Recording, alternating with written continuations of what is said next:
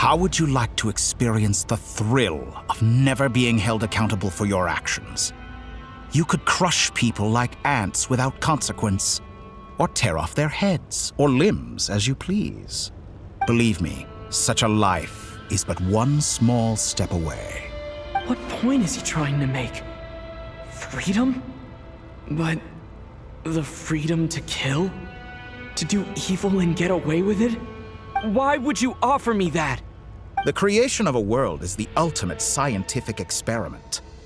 I have taken my research to the highest level, where I shall be not just a god, but also a servant to many sacred spirits. I shall heed the truth and perform holy deeds. A god's laboratory is the perfect playground. But it needs the right occupant to explore its full potential. Mortals are found everywhere one looks. Not so with Descenders.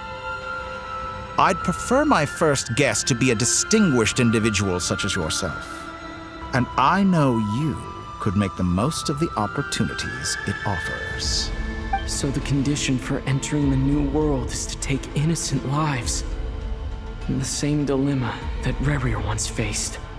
Could I really bring myself to kill others for my own benefit? Rerir did. And look where it got him. Have you made up your mind? I can't do it. Your playground is no place for me. You're putting your hopes in the wrong person. But we both know I'm not quite the hero you say I am either. I have my own reasons for the journey I'm on. And they aren't all selfless. You've grown a lot since we last met. But there are still things you are unwilling to compromise on. This will only hinder you. Why don't I lower my requirements a little as a gesture of goodwill? I'll give you a little time to learn to be a less noble soul. That'll make things much easier for you. I really doubt I could live that sort of life. And yet you already sound less defiant than a moment ago. The benefits appeal to you because you can read the signs of the times. Why don't we return to my research facility? Your last visit was so rushed. There is much that I have yet to show you.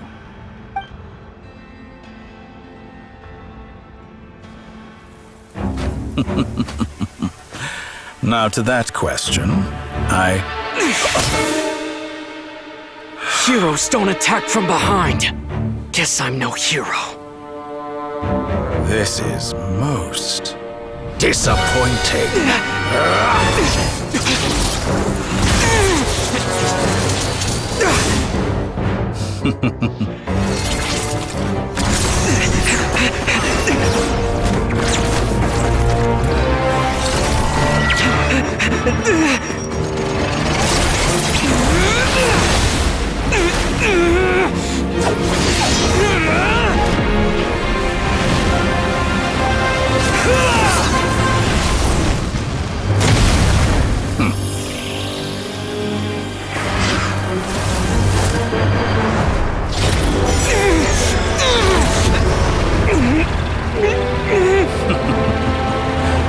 Now then.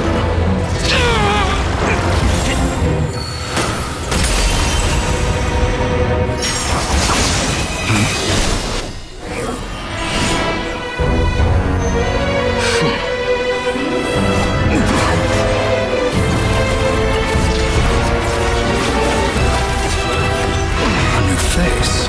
Interesting.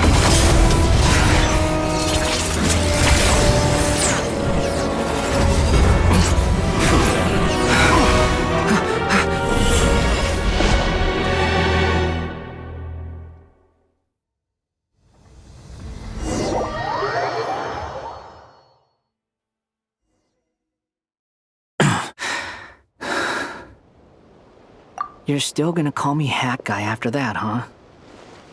I didn't see anyone else in there who needed saving. It's nothing. I'll be fine. Why are you looking at me like that? Is it that shocking that I'd come to your rescue? I owed you a favor back in Sumeru. Now we're even. Distracting Dottore was tough, I won't lie. He's not gonna fall for the same trick twice. That was my one shot. I'd hoped to use it to take him out. Ugh. I never wanted to obliterate someone more than I do right now. Dottore doesn't recognize me, but his segments were originally made based on an analysis of my operational principles. I expect it's only a matter of time before he figures out what I am. So Dottore doesn't recognize Wanderer because he deleted himself from Irminsul. Did he really miss his only chance for revenge by saving me? Why the long face? Hey, I'm not blaming you, okay? And I'm not complaining either. Rescuing you and killing Dottore are equally important goals. Everyone would be pretty stuck without you. It's best you live to fight another day. How are you holding up? Are you all right? Hat Guy said to put safety first, so we agreed to run as far away as we could after leaving the energy field and only meet up once it was safe. You don't look injured. It seems that Dottore didn't do anything to you. All right. Rescue operation complete. Let's head back. There's a lot more work to be done before this is over.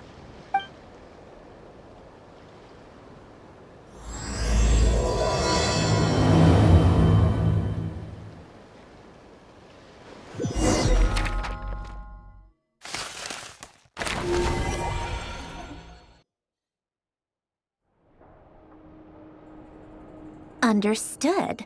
I will bear the Tsaritsa's decree in mind. I don't see what's so awesome about it, though. Does he really think everyone else is as immature as him? I'm not stooping to Tartaglia's level. I thought you might say that. How's your progress? Quite promising, actually. That alchemist Albedo gave me a few ideas. Remember how I asked you to look up some files for me? That stuff on the Nazi-Kreuz Institute. René de Petrichor and Jakob Ingold. Alain Guillotin despised René's theories and methods, but he never managed to come up with better alternatives either. So I adopted some of René's ideas. I thought Alain was like a father to you. He and René were mortal enemies, were they not? And what would you say if Lenny and his friends one day learned something useful from someone you utterly detested? I would applaud them for it. That would mean that they have surpassed me. For all we know, Alain Guillotin might have thought the same thing. Not that it matters, though. He's dead, and I'm alive. So it's my call to make. Once you die, it doesn't matter how great you were in life.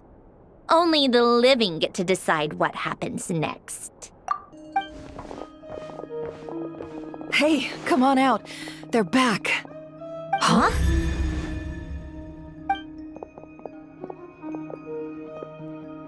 You're back? And your head's still screwed on? And you still have all your limbs? What does it look like? Way to keep your composure, madam. Excuse you. I am perfectly composed. Glad you're okay. Yes, it's a huge relief. Worry? Oh, yeah, right. You think we, the Fatui, were worried about you?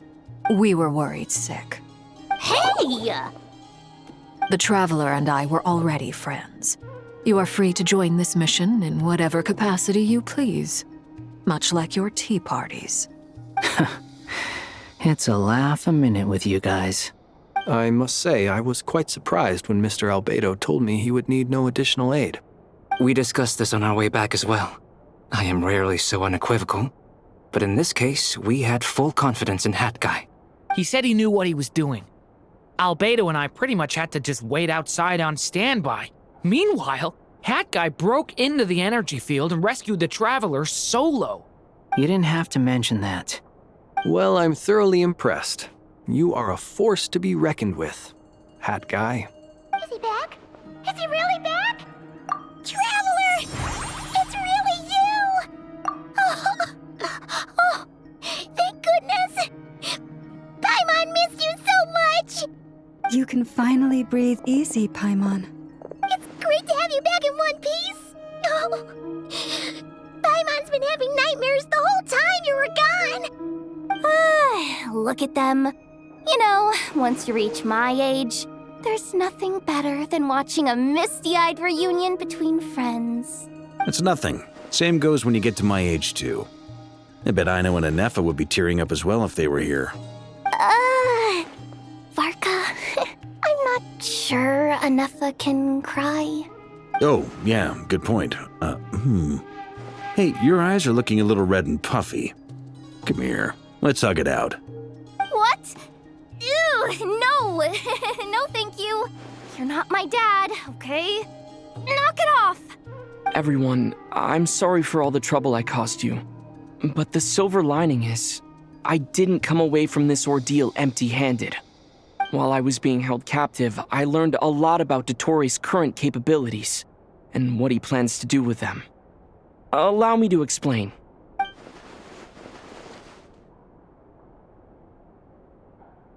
The three moon goddesses were even more powerful than we imagined. No wonder Dottore believed himself to be equal to the gods, maybe even superior. Utter blasphemy. While everyone was gone, Nefer and I made an interesting discovery, and I believe Miss Sandrone has something to share too. Ma'am, perhaps you could do the honors?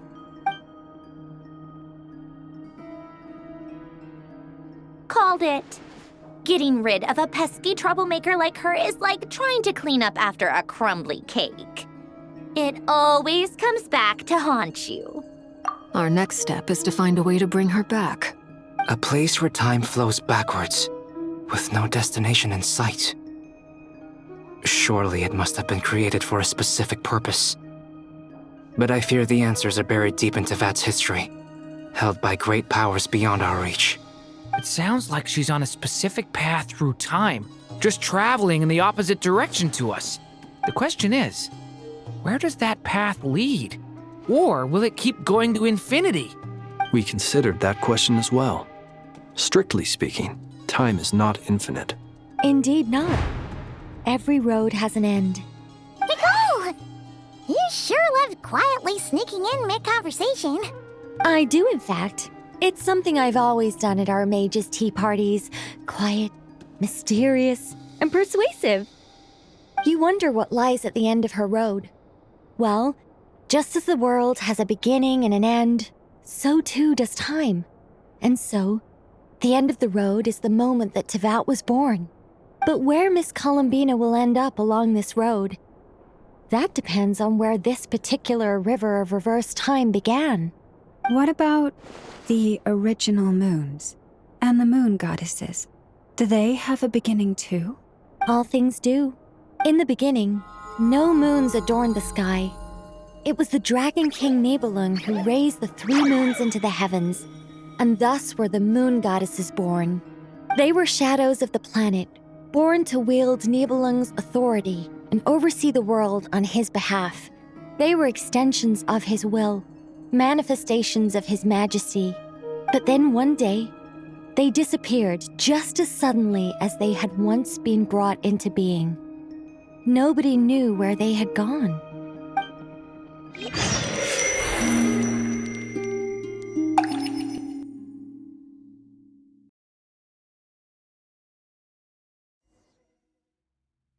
Like I thought, no more paths back to reality have emerged since. But how can I be sure that I'm going the right way without scenes from reality to keep me on track? I can't even be sure of how long I've been walking for. The further I travel, the less stable this space becomes. There are even moments where I can sense something that feels like abyssal energy. They can just materialize out of thin air. I have to keep my wits about me.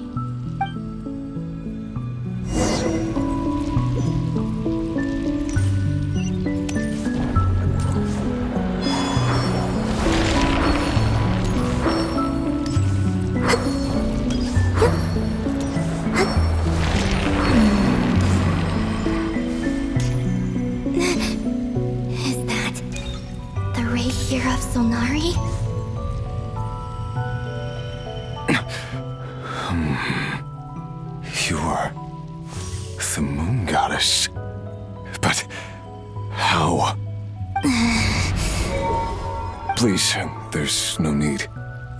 I'm not interested in fighting anymore. I find that a little difficult to believe. Yeah. Honestly, so do I. The way you used my own power against me was... It was a brilliant strategy. And then, in the final moment before I was thrown into this space, I got to see an old friend. Mr. Dainsleif. Right. It was so long ago now. But we were friends once.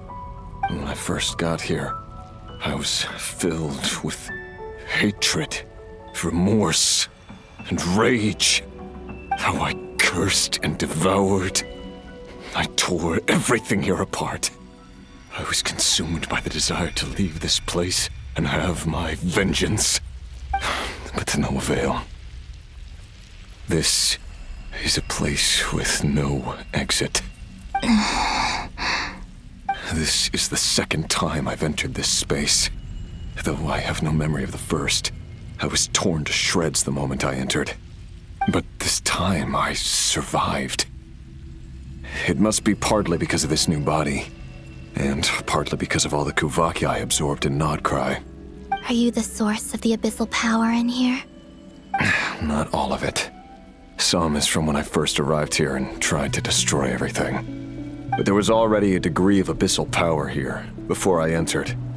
And like a venomous snake baking in the merciless sun, it tried to slither into my shadow. Tried to? So, you rejected it? Yes. Because after that, the world suddenly became silent for a moment. What do you mean? The voices in my head, they were gone. And then I saw her. Her? Thelindis. My former lover. Never mentioned that she saw a memory of Thelindis leaping into the moon's reflection. More precisely, I saw her afterimage. I'm sure the real her is long gone. She was just an ordinary Conrian. She couldn't have survived here for very long. Anyway, why have you come here? Didn't you know it was a dead end? If I hadn't escaped through the moon gate, my friends would have been in far greater danger. Oh, I see. Because of your power. The power of a moon goddess. What? You'd like to know how I know, wouldn't you? The one who resurrected me said so. I could hear a deep lust for power in his voice. Do you mean... Dottore? Dottore. So that's what he's called. He'd been collecting fragments of my body for a long time. All so that he could resurrect me at the moment of his choosing. I had no interest in his research. But being as corroded by the abyss as I was, we were aligned as far as hunting the moons and recovering my strength were concerned. So that's why the Wild Hunt suddenly became so active in Nodcry. When I left the Fatui in my weakened state, Dottore must have felt that his time had come. Moon Goddess, could I ask a favor of you? What? I know this is a lot to ask, especially from someone who tried to kill you. If you refuse, I won't fight it. But this is the only thing I desire now. Nothing else matters. What do you want? I'd like you to take a message to Thelindis for me. Thelindis? But... Yes, she's dead. But like I said, I saw her afterimage. I can sense that some part of her soul remains here. Far, far ahead. Why don't you go and speak to her yourself? I can't. I don't know why, but I can't move freely in this space as you can. All I can see is a glimpse of her, walking away. Just like the moment when I last saw her in life. In return, I will clear these abyssal obstacles for you. No, not in return. I'll clear them for you, whether you want to help me or not. It feels like something I ought to do. Why? Yeah. Why, indeed. I've been asking myself that question a lot recently. Why did I do the things I did? I'm tired of it all. Tired of the person I became. People used me. And then I turned around and started using others. I hurt a lot of people. I think I grew tired of it long ago. But I wouldn't admit it to myself. And ultimately, that's how I ended up here. What do you wish to tell her? All of it. My past. My mistakes. Everything that happened after we were separated. Is it okay if I give her the abridged version? Yeah, I'm sure there's plenty you can skip over. Just tell her the important parts. Whatever you think that means. Like the part where you relentlessly tried to kill us? It's up to you. Love demands honesty. But my relationship with Thelindis was built on lies. We hid too much from each other. But after living my whole life in the shadows, I don't want to hide anything anymore. I will do my best.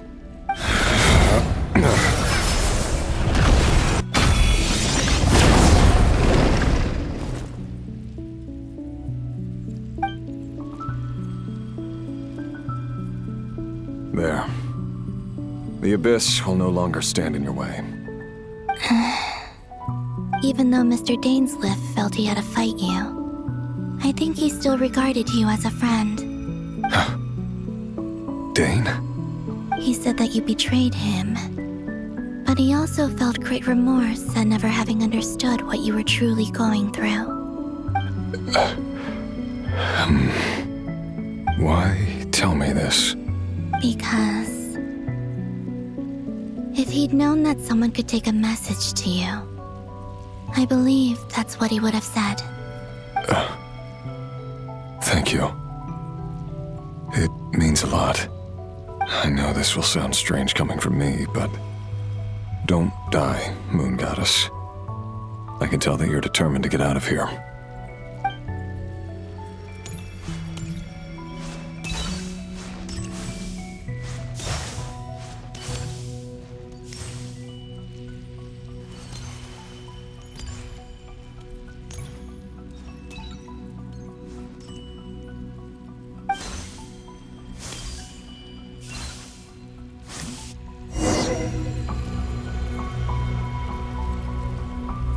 He kept his word. The Abyss is no longer obstructing my path.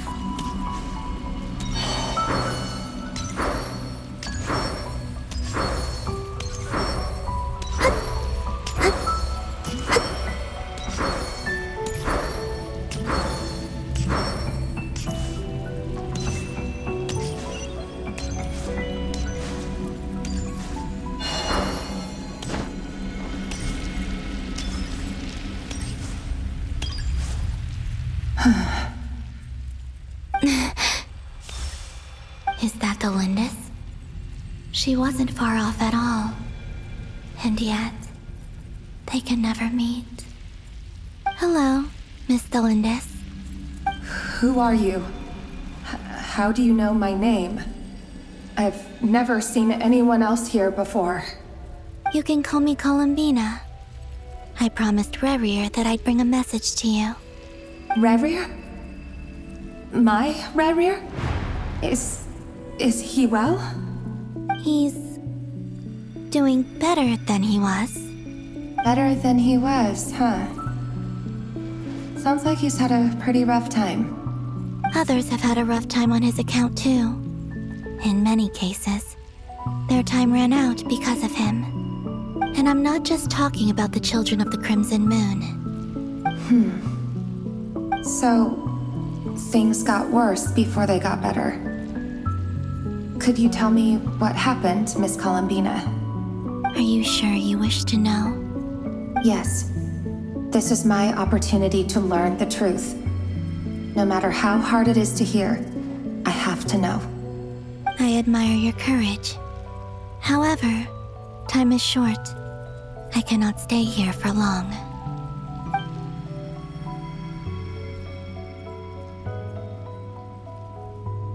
Rayrir had seeds of hatred in his heart, and many people nursed them for their own ends. On some level, everything he did was to try and find a way to see you again. But in the end, he came to regret his mistakes. He wanted to apologize for hiding his past from you. Beyond that, he did not say specifically what it was he wished to convey to you, but I'm sure that you've always been on his mind. You are what has kept him going over all these years.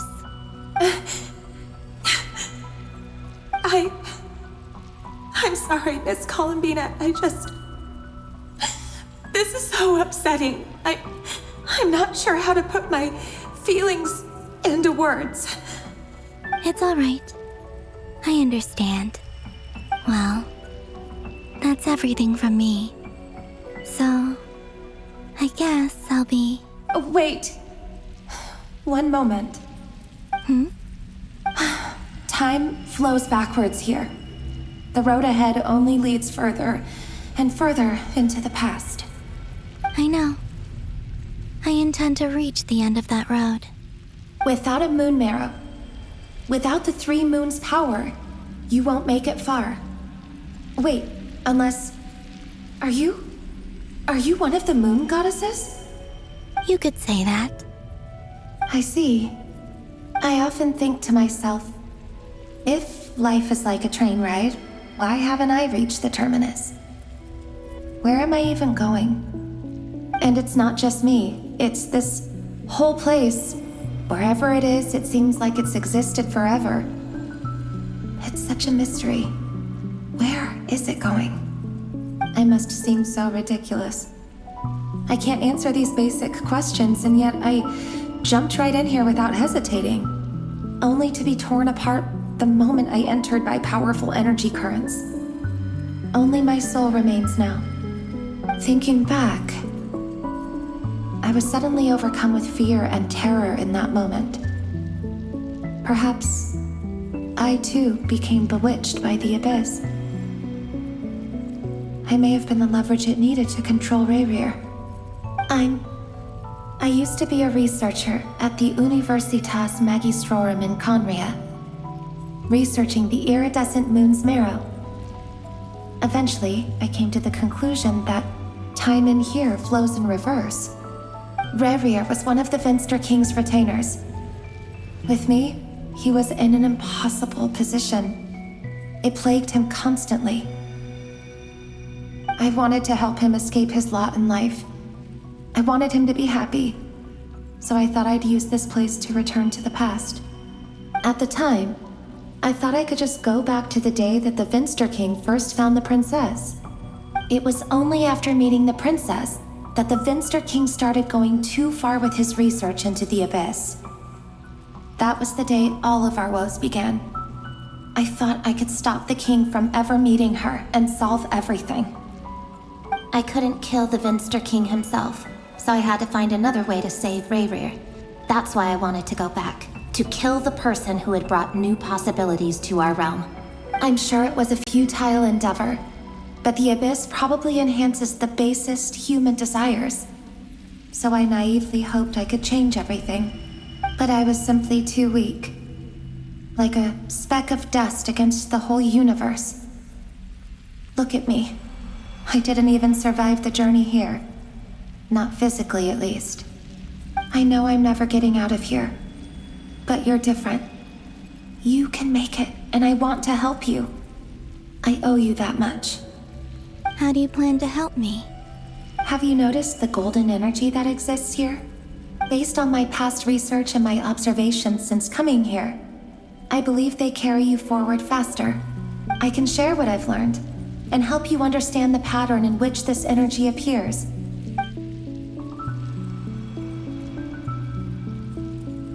I think you just might...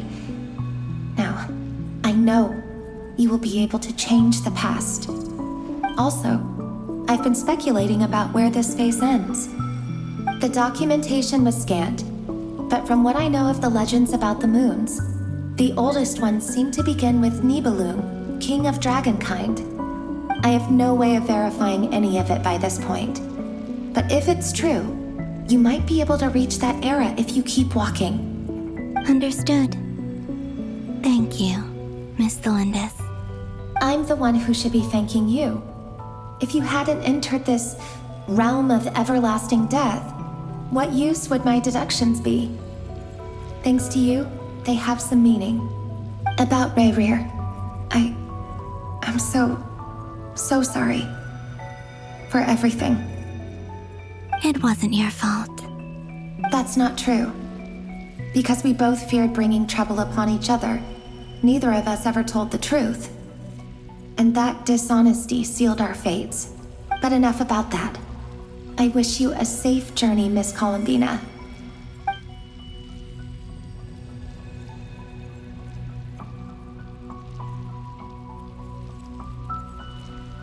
And may the outside world never have to experience pain like this again.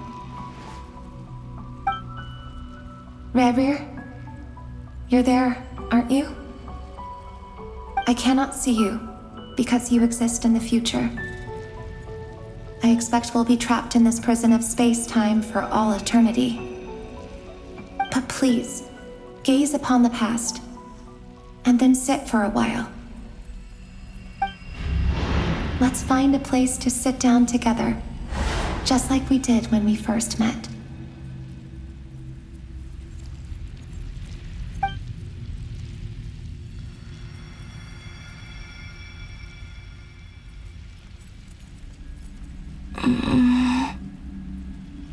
How long have I been walking? How much further till I reach the end? Is there even an end to be found? Everything's getting blurry.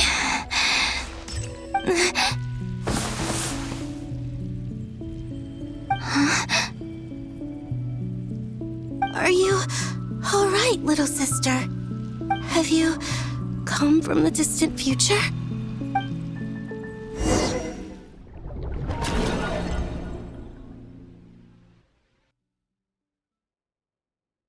So, how exactly did the moons just disappear? Shouldn't it be a little harder to get rid of major creations like moons?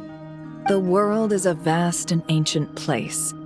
On a certain scale, all life lasts for but a fleeting moment.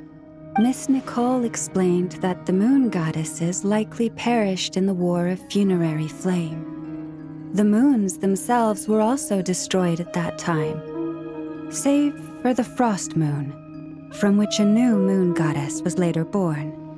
Am I missing something then? 'Cause the stories say that the moon goddesses were born on the moon, but doesn't Columbina say she was born in Nodcry? Huh, you're right! Why do their birthplaces differ? What's the difference between the two generations of moon goddesses? Also, remember what Sandrone said? Her scans detected 4 moons. In other words, 4 moon marrows. Technically, the result of the scan means that 4 moon marrows were detected and positively identified as moons in that moment. In other words, this piece of information alone isn't enough for us to know how Miss Columbina is doing right now. Yep. We have no way of staying up to date on whether she's dead or alive. She's on her own for now. But at least she's trying her best to get back to us. Yeah. She's a tough cookie. And a sore loser, too. We have to trust that she'll find a way. Because we really need her power. As much as it pains me to say it, we've got no chance of beating Dottore in a straight-up fight. He's much too powerful. It wouldn't even be close. That maniac is going to devour everything in his path until he reaches us. We need to find someone or something that can stop him before he does anything worse. I'll be frank. Our only hope of defeating this false god is with a real moon goddess on our side. I'm not just saying this because Columbina's a friend and I want her back safe and sound. It's just the truth. And I know that even she was no match for him when he attacked, but I don't have a better solution. We're not giving up on saving her, whether she can defeat Dottore or not. Right. Don't worry, Miss Sandrone. We're all aligned on saving Columbina. No one's trying to argue that we can only justify saving our friend because it will help save the world. This is about multitasking. We want to save both. So, she's more than just a moon goddess to you guys? Absolutely. Duh! She's part of the gang! And you are too, you know. Yes, I know. You don't need to labor the point. I knew that the moment I came running over with my documents that I was part of the in-group. I mean, if Arlecchino can fit in, I certainly can. Anyway, as for how we get Columbina back, I've been working on it constantly. But I think I'm still lacking certain information about the moon. I'd probably get there if I could continue my calculations, but the problem is, I've run out of computing power. Computing power? You mean you need more energy? No, the issue isn't energy, it's processing power. There's so much data to get through that the whole process has just ground to a halt. That's a tricky problem. René de Petrichor of the Nazissenkreuz Ordo once foretold the fate of the world. But I don't know how he did it. My guess is that he used the primordial sea's power. However, that won't work for me. His methodology was vastly different from my own. What's worse, they're incompatible. And to top it all off, we can't even leave Nodcry. Ugh, this is so annoying. If I'd known we'd run into a bottleneck like this. Well, no, the design bureau's a bust as well. Curse that Dottore! Couldn't have made this harder for me if he tried. Oh, what do we do then? How about we grab a bite to eat and take a break? Maybe something will come to mind after you've cleared your head. You don't get it, do you? I'm trying to calculate the fate of an entire world here. And I need accurate results, not vague prophecies. Where the heck am I gonna find the computing power for that? Ahem. Anyway, time to shelve the discussion on technical difficulties. Being a killjoy isn't very ladylike, after all. Either way, we've done what we can. Rest well, everyone. Remember to let us know if anything new comes up. Hat guy? Is he hinting that we should talk outside? Let's go somewhere a little more private.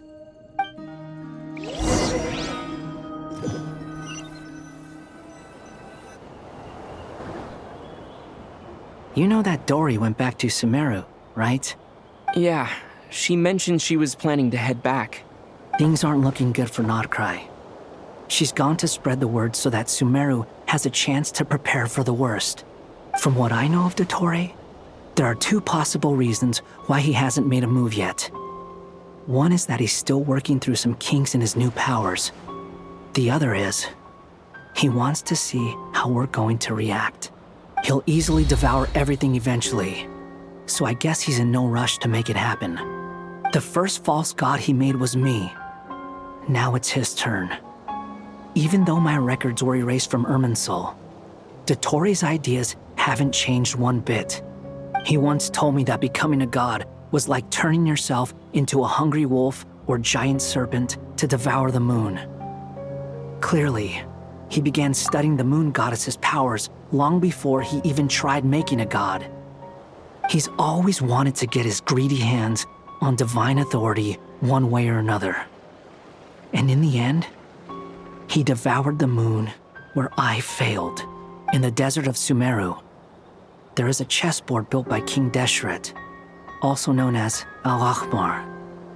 I don't know if it was a real game, or if he was just trying to challenge his servants and citizens in some way. But creating games and setting rules, gods do that as a matter of course. That's the kind of power Dottore craves. Now he has the Trilunar Authority. His power is leagues beyond the common people. I don't think there's any point in other nations rushing to the front line. They're better off focusing on defense and hoping they can fend off any threats that spill out from Nodcry. Either way, Dory will inform Lesser Lord Kusanali, and she will contact the other gods in turn. The Seven will have some recourse available. If nothing else, their protection should keep the rest of the world from descending into chaos as quickly as Nodcry has. So on the bright side, even if Nodcry is doomed, your friends in other nations won't be in any immediate peril. That's good to know. But I'm not ready to give up on Nodcry yet. There's a word for people who refuse to let anything go. It's called being greedy. Maybe it sounds greedy to you, and probably naive too. But whatever you call it, that's what gives me the determination to keep fighting. Battles are fleeting, but the will to fight is a long-term commitment. Give up for even a moment, and your resolve will shatter. Why do you always feel the need to do the right thing? No one is born to be a savior. I mean, who's gonna criticize you if you fail or give up? Don't take this the wrong way, but Dottore said something similar to me. I guess the VIII attracts people who don't believe in saviors. Not necessarily. It's less about belief for me. I just want to know how determined you really are. After all, I don't owe anything to anyone else here. Only you. You look kinda worried. If your arch-nemesis was about to achieve their ultimate goal, I think you might feel a little worried too. That's true. Dottore is about to become an omniscient, omnipotent deity. That's gotta be a bitter pill to swallow. Still, you're calmer than I expected. Obviously. I have to admit that my past self was a reckless fool who misunderstood not only the point of revenge, but how to achieve it. And as much as I want my vengeance, I know I'm not gonna get it by acting alone. If the world's taught me anything, it's to think before I act. Too bad it never taught me any other virtues, though. So, I am going to destroy Dottore, no matter what it takes. So, what's your plan? I'll get to that. First, tell me, what do you think of Sandrone? Just like Paimon said, she's a friend, part of the gang. How much do you trust her? This is a serious question. Think carefully before you answer. Although she's with the VIII, she has her own values, and she's helped us a lot. If nothing else, she's clearly going the extra mile for Columbina. I see no reason not to trust her. If you say so. In that case, the three of us need to talk. I have some thoughts about her computing problem. It can be solved, but it will come with a cost. How much? If I can afford it, I'll cover it. Sometimes your heroism really backs me into a corner. You know that? Come on, let's go talk to her.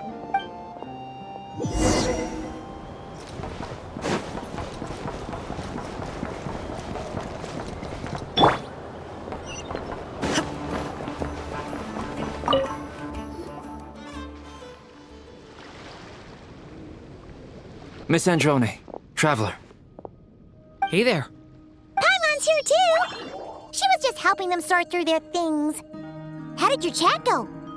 That was fast. The call only just ended. Well, you said it was urgent, so we got here as quickly as we could. Albedo, I have some alchemy questions for you. I see. Looks like my knowledge proved useful after all.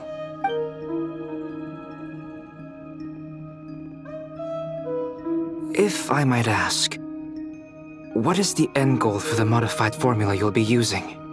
I needed to predict the future of the entire world. But I've run into some teething issues since trying to implement Renee's theory of the 4 Orthants. I see. I'll have a look at it. Still, computing power is the real issue here. How do you plan to solve it?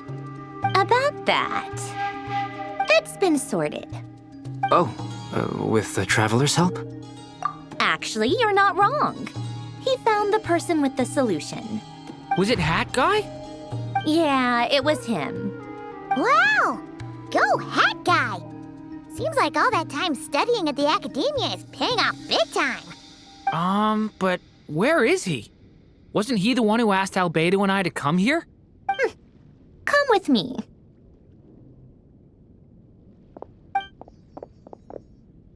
Hat Guy? What's happened to him?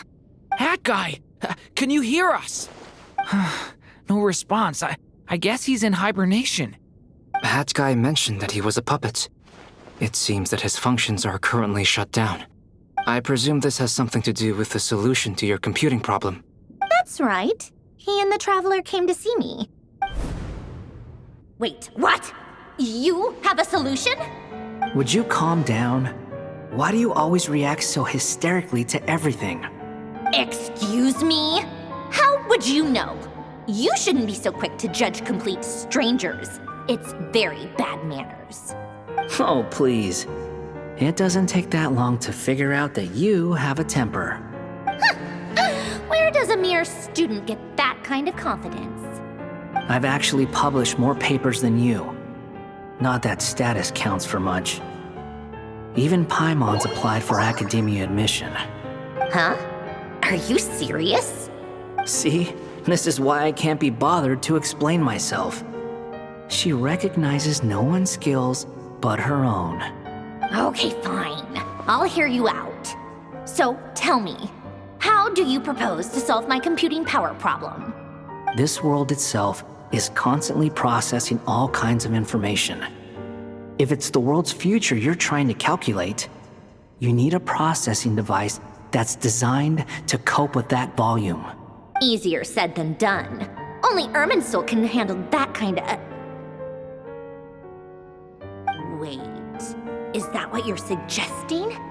But surely we can't just plug my formula directly into the ley lines. You should be able to tell that I'm not human, right? Yeah, I noticed. The technology, though, seems pretty ancient. Very different from Pontaine's. It's a completely different system.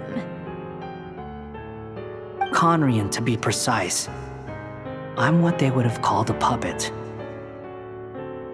Puppets need an energy source and processing power. The artisans who built them sought out the materials most suited for that purpose. You? Do you mean... The Traveler and I have talked it over. He's willing to vouch for you. So, I'll allow you to borrow my core for your calculations. It was built using wood from a silver-white tree, which makes it a small part of Irminsul. Conrian technology and Irminsul wood. Who in the world could have built you? Are you sure about this? A puppet without its core will cease functioning completely. And if it's left in that state for too long, it might not recover. You could die if you do this. You do realize that, don't you?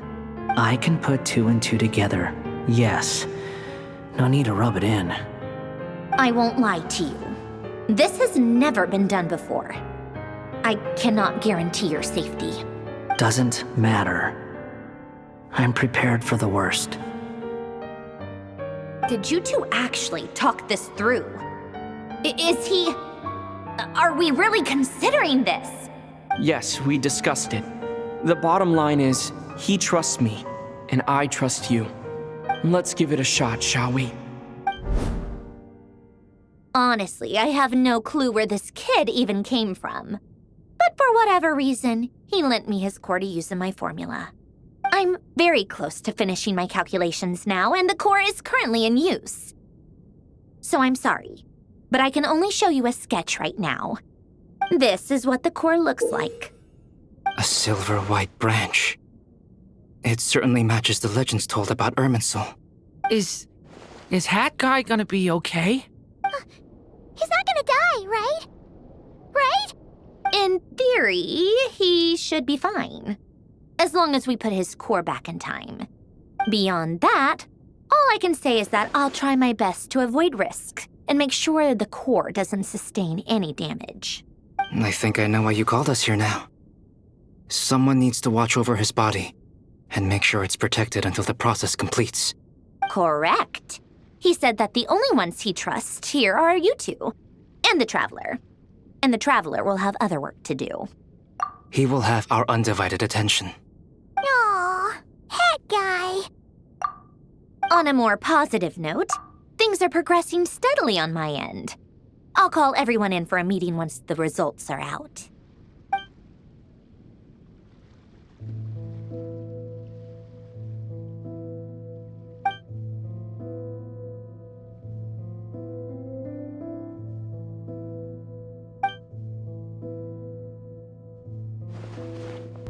The worst case scenario with the core removal is either a system reset or a total loss of function.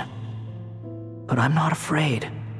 A quiet death should have been my fate long ago. A core is completely different from a heart. It's like another vital organ entirely. I never believed it could be a true replacement for what I sought. But in the end, it turns out the core was more useful to me. Pretty funny when you think about it. It's like the punchline of my entire life. Do you think there's any difference between a puppet and a human? If not, then this would just be another samsara. I have already experienced both a past life and a next life. Part of me wonders whether I'm only capable of making this decision because I've become a real human. What's with that expression? Isn't this a good thing? Sandrone will succeed, won't she? She has to. She will. We all have to persevere until this is over. That's right. And I'll protect you all until the moment of victory arrives.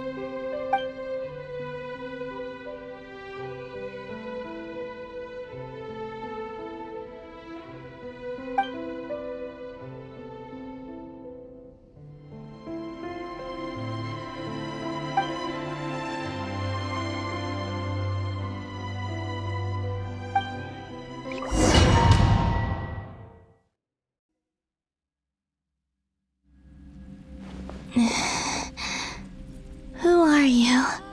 Call me Sonnet. You have the same power as Canon. Sonnet. So, you're the goddess of the iridescent moon? Oh, goodness! You recognize me? Well then, what's your name? Columbina. Columbina Hyposelenia. Hyposelenia? What a lovely name. Did you choose it yourself? It was a joint effort between me and my friends. Friends? You mean your friends in the heavens? Huh? Oh, sorry. You must be exhausted. I apologize. Hang in there. Let me introduce you to my older sisters. Do you mean the other two moon goddesses? Arya and Canon? Wow, you sure know a lot. Hey, does that mean that our story goes on into the future? Oh, I guess that wasn't the best question to ask. It's all right. We were prepared for that possibility. You could say we were too prepared. I can't even remember how long my sisters and I have been here by this point. When did you get here?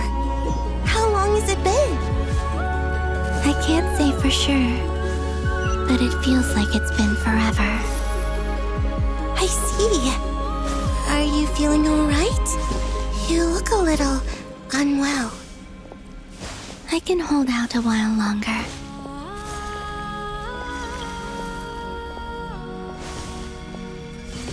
We don't have far to go. The place where my sisters and I are based is just up ahead. Don't worry, they're both really nice. I'll introduce you.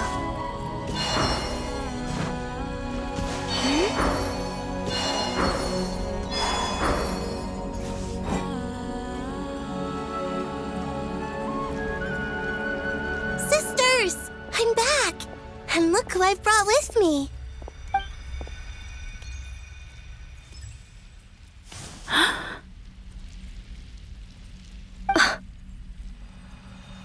It's our lovely little sister, born in the far future. The pleasure is all mine. Allow me to introduce you to Columbina Hyposelenia. This is Arya, the goddess of the eternal moon. And this is Canon, goddess of the frost moon. Canon, don't you think Hyposelenia's power is similar to yours? Hello, Columbina. I apologize for our startled reaction just now. And please, forgive our little sister if she's been annoying you. She tends to talk a lot. It's fine. You seem shy. Don't worry, Columbina Hyposelenia. No one can hurt you here. Could you tell me where here is? Please. I must know. My dear sister, this is where Tevat's original ruler, the Dragon King Nibelung, imprisoned the moon goddesses. What? You're scaring her, Canon. No, I'm fine. Please, continue. Nibelung, our original master, created us in the distant past to maintain Tevat. But he left this world and traveled into the dark universe beyond, to explore worlds vaster still. Day and night, we fulfilled our duty in the heavens, until the day that the first Descender arrived. The great ruler of the firmament. The heavenly principles. Is that what later generations call them? I see. But we did not reject them at first, nor did they seem to harbor ill intent towards this world. We coexisted in peace. They were like a guest in our home. Slowly, however, we came to realize that our guest had a growing desire to change and dominate the world. And you didn't stop it? No. There was an order to the rules they set up that Nibelung never taught us. We wanted to know if this order would bode good or ill for Tevat. All right. Canon and I wanted to know. Sonnet was against it from the outset. Later, we discovered that this great ruler of the firmament bore an almost paranoid hostility toward the desire of certain life forms to seek power. Or perhaps they feared them. They would even cast down celestial nails as manifestations of their power, to punish the civilizations of the world below. Only this was far beyond mere punishment. Right. Their rules brought order, but the price people paid for merely testing the limits of those rules was far too great. I did everything in my power to help the punished escape catastrophe, but still, too many lives were lost. The ancestors of the Frost Moon Scions were some of the ones you helped. But just when we had decided to take countermeasures, the Dragon King, Nibelung, returned. And so began the War of Funerary Flame. So, that's the name the world gave that war in the future. Well, who won in the end? As far as I know, the Heavenly Principles won, although it came at a great cost. They remained in Tevat, where they continue to rule to this day. And the world's original master, the Dragon King Nibelung, was destroyed. And what of the moons? Are there still 3 moons in Tevat's skies? You can tell us the truth, Columbina. We know we are but remnants of a bygone age. We are prepared for the answer. Only the frost moon remains. But it has been cast beyond the false firmament by the heavenly principles. The eternal and iridescent moons were both shattered during the war. So death finally came for us in the end. Sonnet. But you're still here, aren't you? A moon goddess cannot live without her moon, Columbina. She's right. That's why I began to disappear. Because the frost moon is cut off by the false sky. How much worse it would have been if it were outright destroyed. Our souls may endure within this lunar palace, but if our moons are destroyed, then we shall disappear the moment we depart from it. I'm sorry. There's no need to apologize to us, dear sister. If anything, we owe the world an apology. If only we'd decided to act sooner, rather than arguing amongst ourselves. all the more reason not to spend this time in regret and repentance. Instead, we should focus our efforts on how we might help our future sister. Sorry? Don't you see, Columbina, your story is not yet over. Is that not why you are here?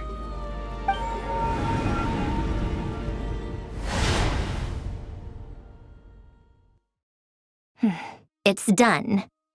Initiate numerological array. Continue running primary process. Calculate the world's fate through extrapolation. And identify nodes of potential change. Secondary process, scan for moons. Still 4. The number of moon marrows hasn't changed. Wait, let me think. Is it possible that there's something I've been misunderstanding about the moons all along? Variables. Variables in the world. I know where potential variables within the world come from. So what about the moons? Are there any variables there? Like their life or death, for instance. What if being alive or dead makes no difference to a moon? But that's so strange. Even immortal gods can die. Why would the moons alone be? Wait! I've got it! If alive or dead is considered a variable, we might have had this wrong the whole time.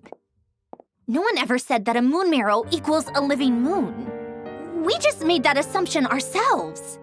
Initiate secondary process. Scan again, this time filtering out interfering perimeter, moon marrow. I don't care if they're natural or artificial. Get them out of my search results! Why? It says 3 moons still exist into that, even after excluding the moon marrows. But we know for a fact that 2 of them are dead. Redo the scan. Narrow the results to living moons and real moons. No, scrap that. Narrow it down to moons that have lunar authority and remain alive. Why? Why is it still 3? What is this, Columbina? Has the world lied to us? Or are you the one pulling the wool over our eyes?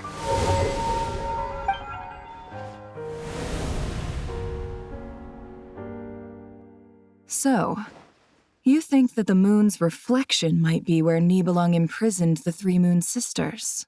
Yes, it would explain a lot, such as why that space would respond to a moon goddess's power, opening the moon gate at her command. It would also explain why Miss Columbina has been unable to leave, and why time flows in reverse there. In the messages she sent, Columbina promised us she'd find a way to return, but we have no way of knowing how, when, or where this might happen. The fact that she still has yet to reappear in this world indicates that returning from that place is no easy feat. We cannot afford to simply wait for her. So you're saying, if she could return by her own power alone, she would have done so long ago. Yes, she certainly wouldn't leave it to this late stage when it's so touch and go. I've been giving this some thought, and I've come to believe that Luana's harm might be an anchor that she left behind, as a sort of future waypoint. This could also explain why Luanatar is always by the Traveler's side. Sounds like a plausible theory. If that's the case, there must be some criteria we need to fulfill to allow Columbina to return to the present. The question is, what could they be? Hello? Listen up! This is extremely important!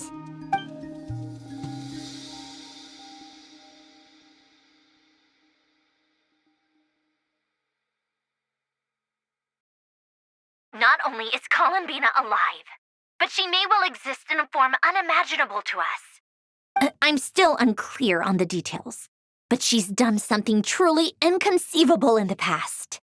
And the clue to what she's done lies in the moon and Tevat sky. Truly amazing. Oh, I'm so delighted for her. I'm sure we all feel the same. And I'm sure Columbina is ready to get back here and fight by our side. I'll keep my calculations going and try to find some way of coordinating with her.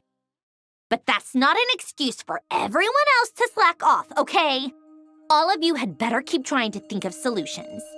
How can the dead moon still live? And Luanatar.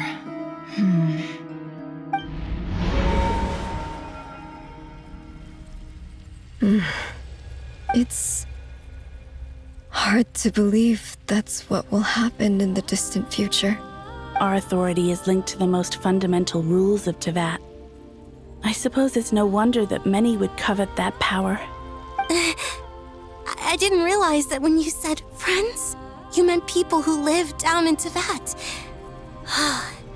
That's so lovely. I always wanted to go down there and have some fun. Have you ever tried leaving this prison? Of course. Between us, we've tried everything. But no matter where we go, this space will eventually bring us back here. It's like the center of a whirlpool. Everything ultimately converges here, at the moment when Nibelung imprisoned us. In that case, have you tried using any of those pathways that connect this space to the real world? Sorry? What are those? They're passages through which you can make small-scale changes to reality by using Kuvaki.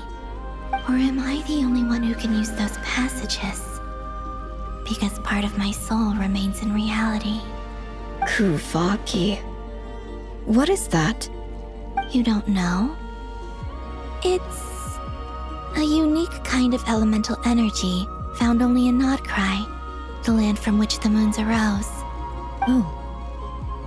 Well, it's true that the moons first rose up from the part of Tevat you say is called Nodcry. But there is no difference in the elemental energy between there and anywhere else. What? Could you show us some of this Kuvaki hyposelenia? Maybe if we see it, it'll make more sense. Okay.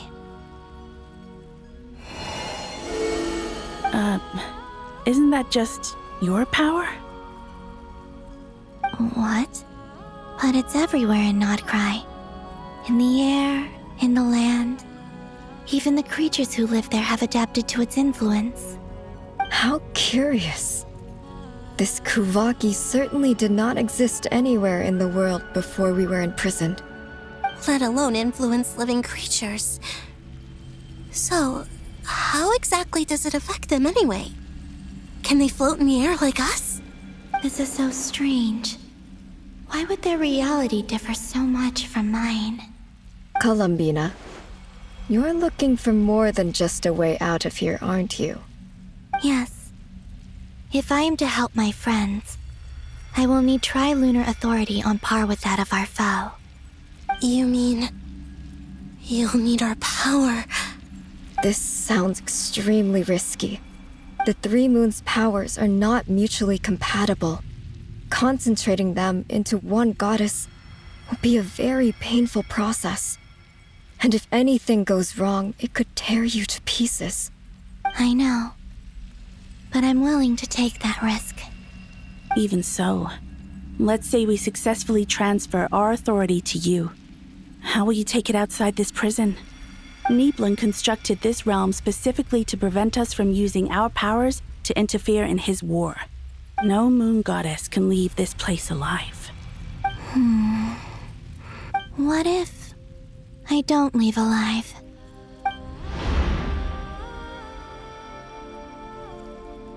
Where do we even start? How are we supposed to figure out what we're meant to do to help Columbina?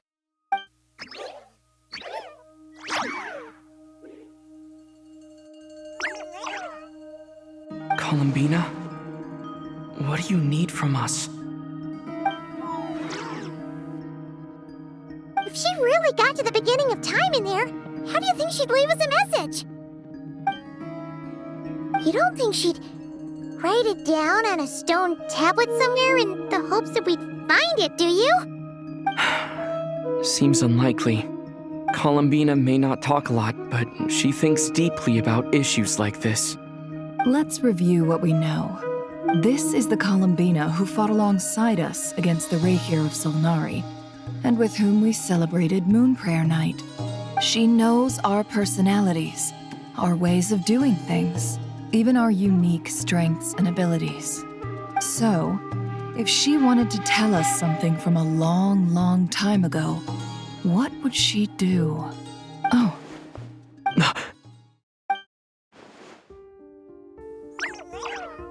Traveler, you once said that those golden ripples also appeared when Luanatar was born. What if Columbina left Luanatar here, not just as an anchor to the real world, but for some other purpose? If she is part of Columbina, and Columbina knows that I can see past events through her. Oh yeah! Like when you peeked into Rarir's past through his heart! Nefer, wait! If you're right about this, and you can really see past events through Luanatar, your eyes, they'll... Oh, I know. Looking at Rarir's past in Conria was already enough of a strain on my eyes. Looking this far back into the past, it'll surely blind me. But it's our only chance. This is the only way. Boss. We spoke about this once, a long time ago. Do you remember what I said, Yehoda? The day I lose my sight, the Curatorium of Secrets will be yours to run. But... What's wrong?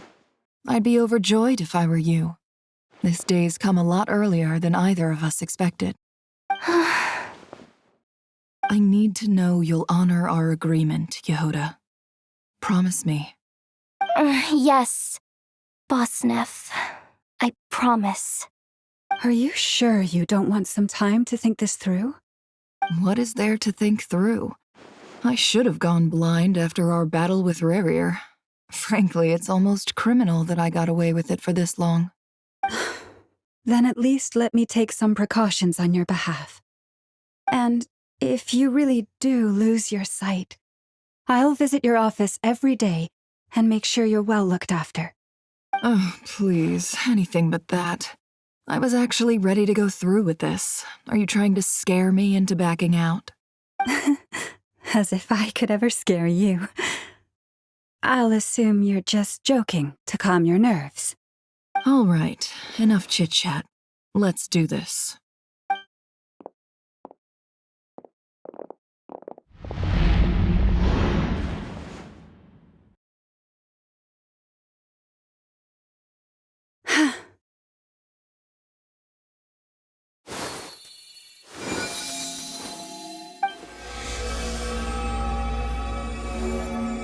All done.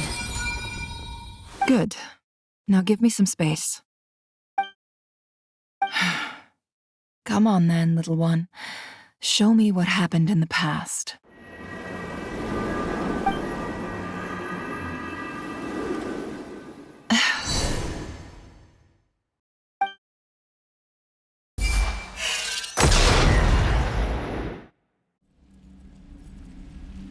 Between the Trilunar Authority, Kuvaki, and the soul-surviving moon, the Frost Moon, I think I might know how to get back. But I will need my sister's help. Time to go talk it over with them.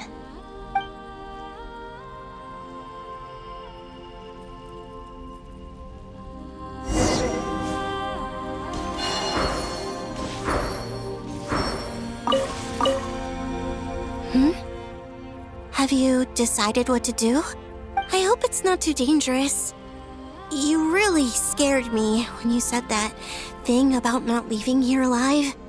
Come on, let's go find the other two.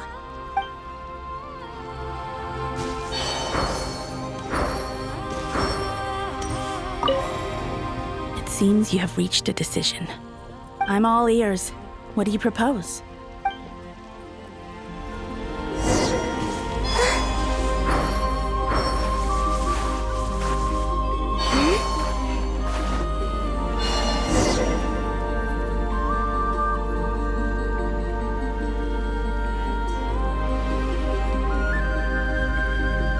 Have you figured it out, Columbina? Tell us, how do you plan to leave this place?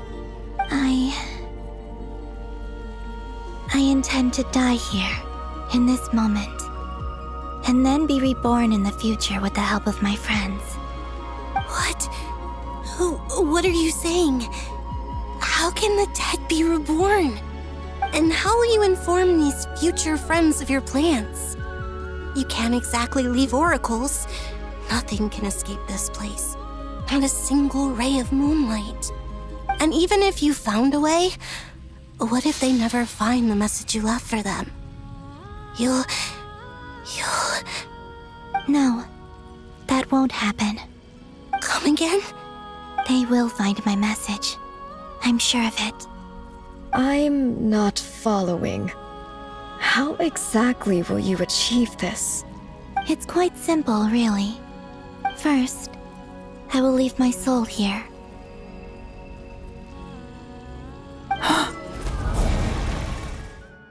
I see it. Your soul? You mean you're a divinity? Yes. I once left a portion of my soul in the future. One so small that this prison barely noticed anything. In this very moment, she can resonate with my soul across time.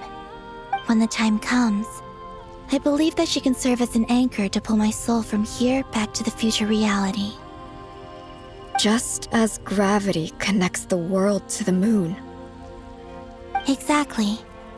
In the future, where I came from, the moon has been cast beyond the false sky, but I can still feel that it is there.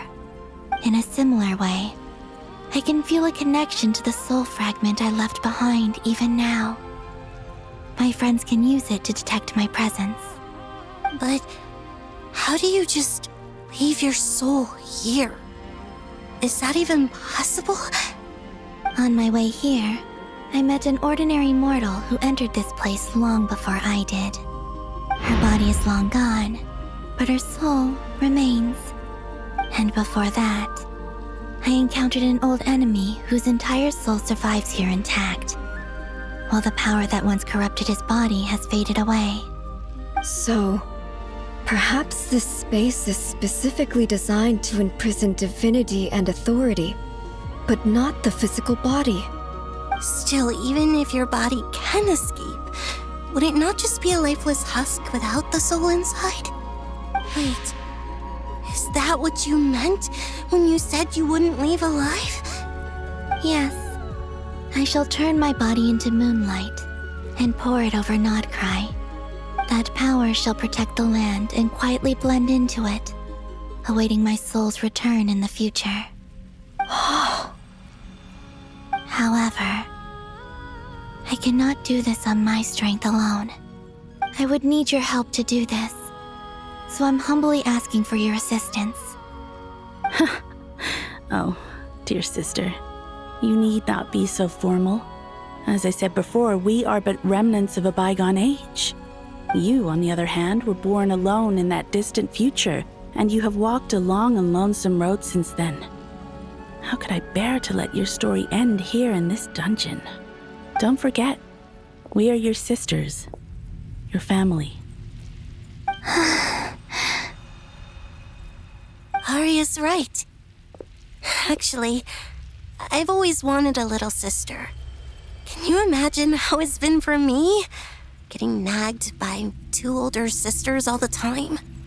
Now, I finally get to be the big sis. And not just that, but I get to help you return to your world, too. How could I say no to that? Sonnet. Canon? I'm sorry. I know this is a bold request. The Frost Moon is rightfully yours, and it remains intact. Oh, no, please, don't misunderstand me, Columbina. I was just thinking back on the years that the 3 of us once spent together. You cannot imagine how happy I am to hear of the future world you describe. The Frost Moon Scions, your lovely, kindly friends. For the 3 of us, whose purpose in life was to maintain the peace in Teyvat. It is a great relief to know that the people of this world live in such an abundant future. If your plan can save them, and save not cry, I will gladly give you all that I can. Besides, the 3 of us have been together since the day we were born. I could never abandon them to live on alone without them. Canon. Still, I do have one question I would like to ask you before we proceed. Certainly. What is it? Why do you cover your eyes?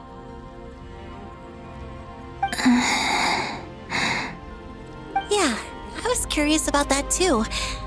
But it seemed personal, so I didn't want to intrude. There was a time when I refused to look upon the world. I believed it was full of nothing but lies and falsehoods. I wished to hide my feelings, seal my heart, until I could return to my true home. I see. Perhaps that decision saved you from ever having to see the false sky again.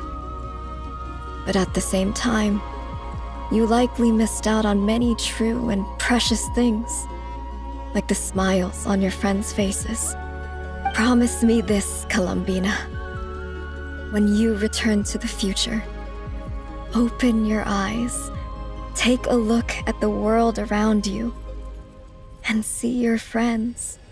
I'm sure that you know this already, given that you long to return, but that is your true home. Give me your hand, Columbina. Arya, Sonnet, you too. Okay. All right.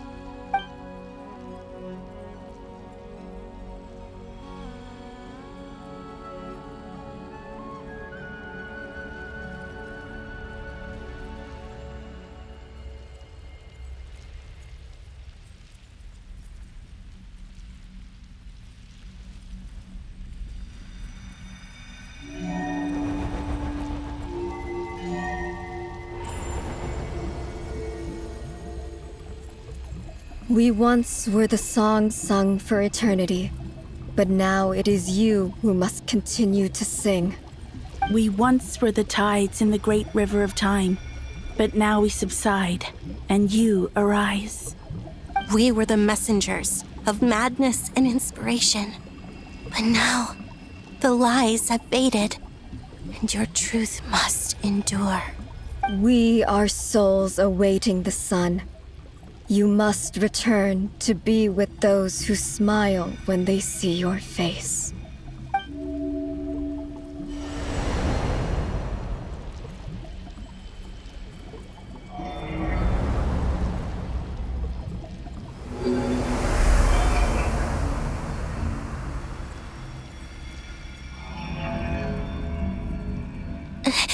Is it done?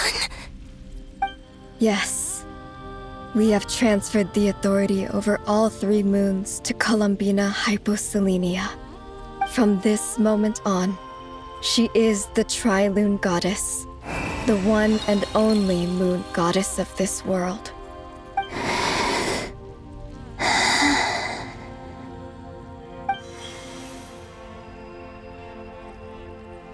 Thank you. Thank you, my sisters. Now go, and do what you believe is right, Columbina Hyposelenia. Be aware that we cannot grant you the power of the three moons beyond these prison walls. The conflict that arose over their remains following our disappearance will still take place. I understand. Sisters, oh, my body. It feels... Now that we have given up our power and authority, our bodies are merely mortal shells. This prison is dissolving them as we speak. It's okay, Sonnet. The end must come for every god, just as it does for every human. That's all this is. The final destination of our lives. Canon and I will be by your side the whole way. We have one final request, Columbina.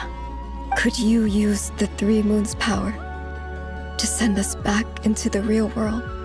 Now that we have lost our powers, I doubt this space will seek to hold us further. It's just... we would like to spend our final moments together in the only place we ever called home. Of course. Gladly.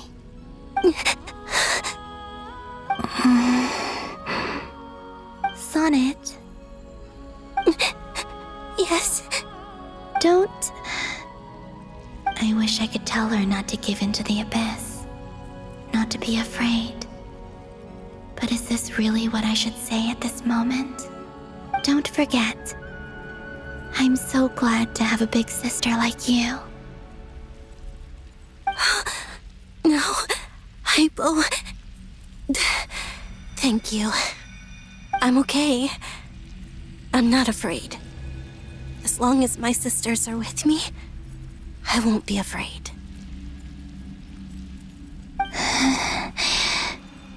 It looks like this is goodbye, sisters.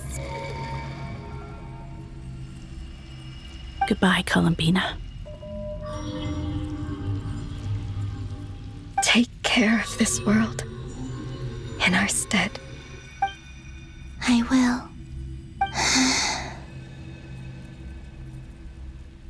And now, it's time for me to bid farewell to my body, too. May it become the moonlight that keeps Nodcry company through the long years ahead. So this is why Nodcry was not always home to Kuvaki. It only appeared after I poured my body out upon this land, and only this land. Kuvaki responds to me because it is me, my body, answering the call of my soul. And the golden energy I've encountered on my way here was, in fact, that very soul, which I am about to leave here to guide me. O power Trilune, eternal moonlight. I, Columbina Hyposelenia, lay aside my body. Let it be cast into the dark night to illuminate the future. May it be a companion to all who dwell beneath the moon.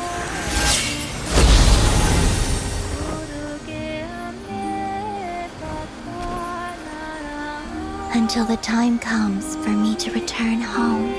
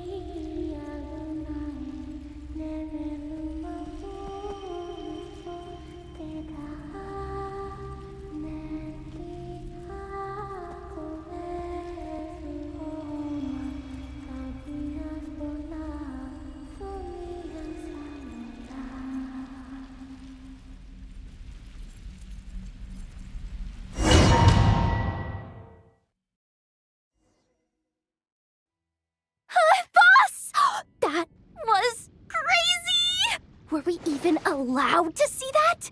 Is anyone? Can you still see?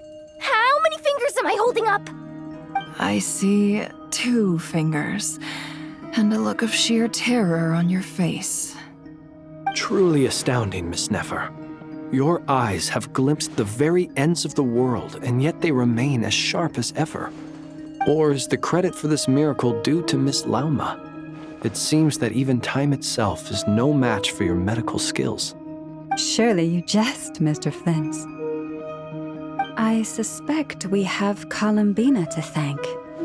She must have realized the immense toll that the ritual would take and purposely set aside some of her power in the past to protect Nefer's eyes when this moment arrived. There is always a great price to pay for witnessing the truth, but it seems that this time, Columbina has shouldered that burden on our behalf. She chose the perfect method of getting a message to us. Though her eyes were always shut, she was clearly so perceptive. She knows us well. She knew exactly how we would think and what we would try. Despite being separated by time and space, we're seeing the same possibilities and seizing the same opportunities. We still don't even know if she's okay right now. But as long as there's a chance we can do something, we'll fight to make it happen. We'll get you back somehow, Columbina.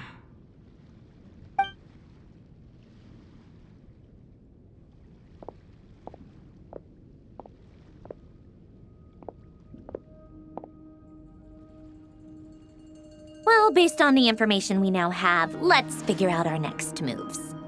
Thanks to these gentlemen, we have a much clearer picture of the situation with Dottore. The civilian population has been moved to safety, so we no longer need to hold back. Miss Androne, how are the calculations going? So far, so good. I'll keep seeing how far I can push the system, though. Can't have Hatman being powered down for nothing. There's still a long road ahead. Where should we begin?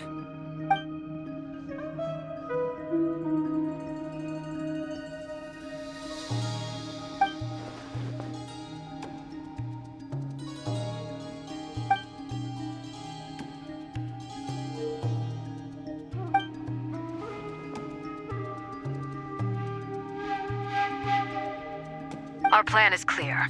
Time is short, so let's get moving. There's just never enough time, is there? Time is the bane of my existence. Ugh. Anyway, I'm gonna get back to work.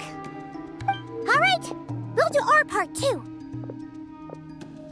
Yeah.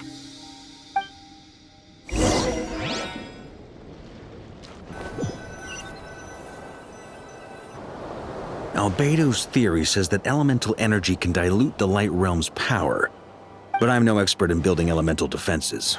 Sounds like something out of the advanced elemental theory section of the library. Whew. You seem quite troubled. Well, yeah.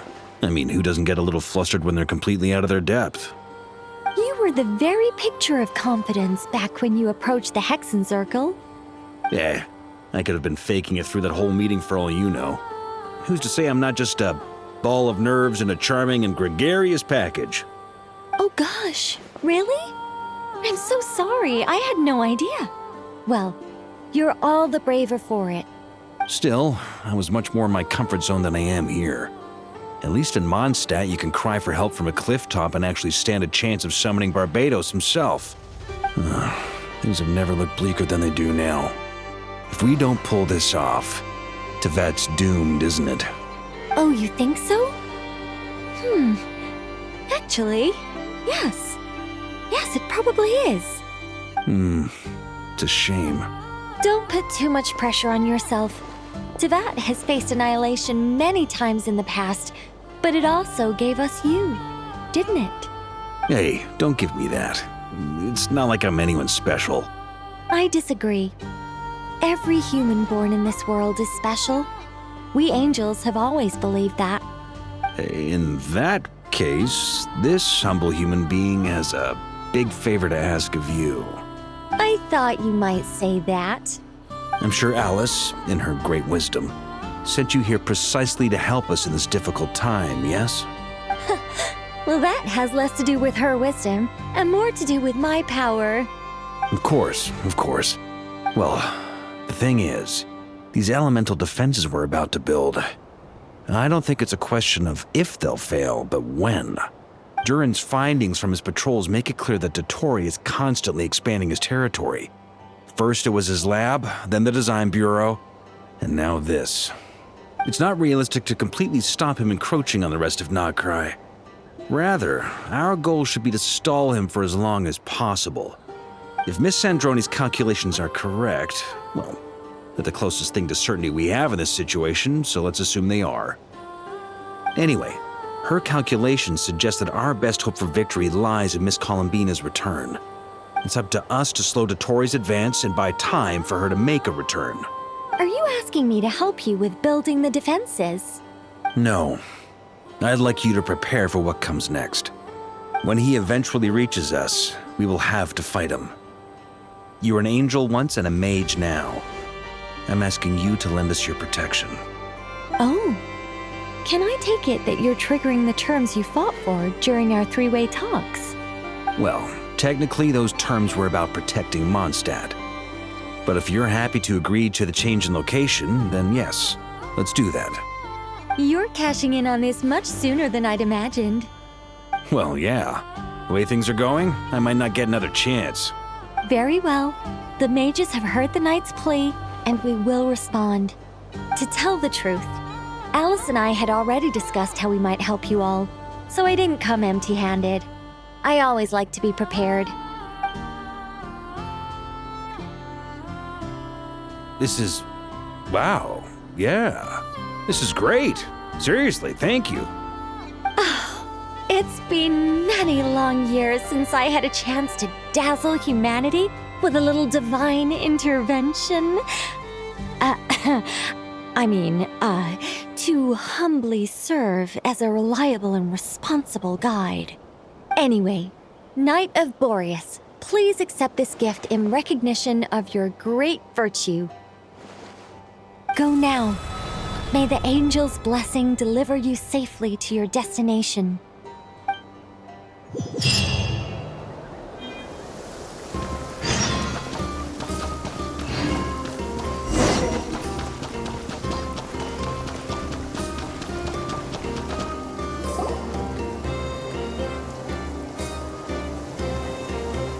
You're here. Sandroni! How are things going?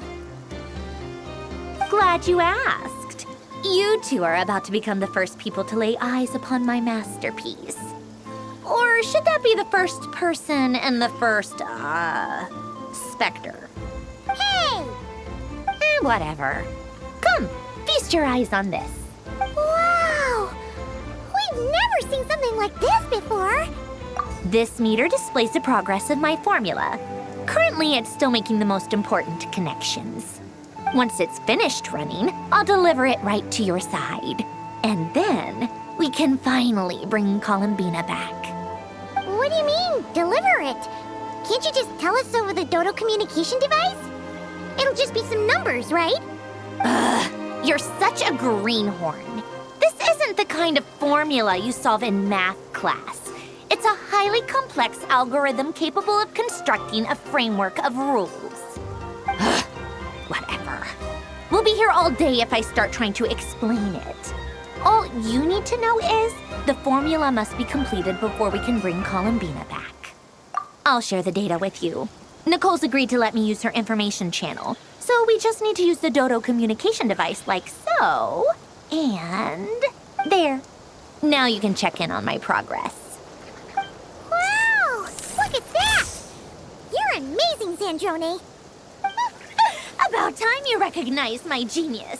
Took you long enough. Anyway, that's all for me. You should check on the others if you have time. Make sure we don't have any weak links in the chain.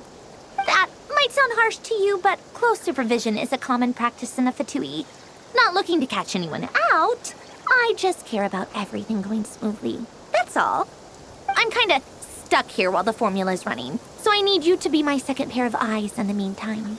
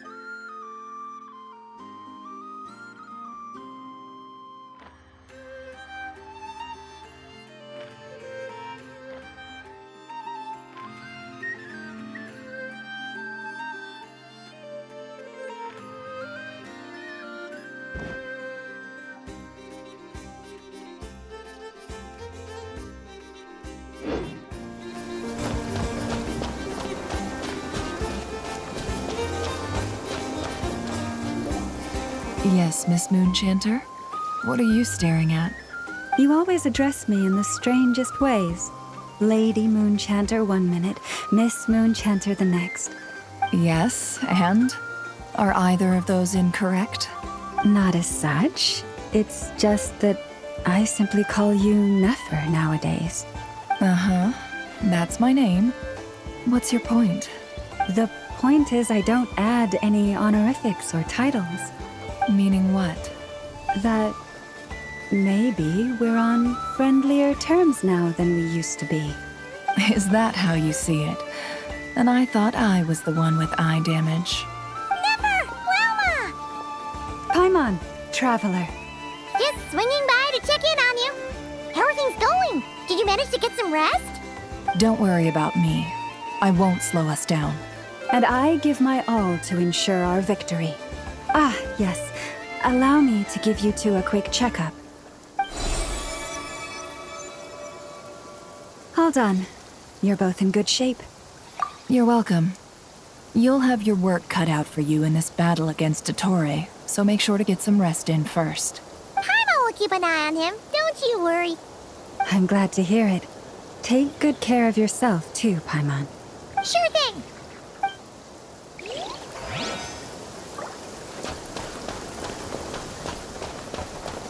Don't worry about me. I won't slow us down. And I give my all to ensure our victory.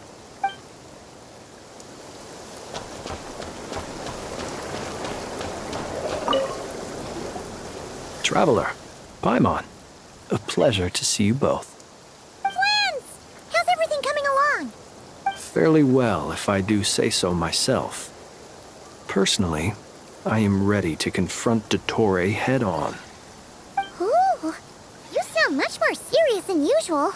To be honest, I am not usually fond of exercising my full strength. For one thing, it's hardly conducive to maintaining a low profile. Besides, I believe one should have the right to choose when to show their hand. I am conserving my strength until the moment of battle is upon us. Anything to boost our chances of victory. Seeing you get into the zone like this really puts Paimon at ease. Huh, Traveler? I consider it an honor to have your trust. Rest well. I look forward to seeing you both in your element during the battle.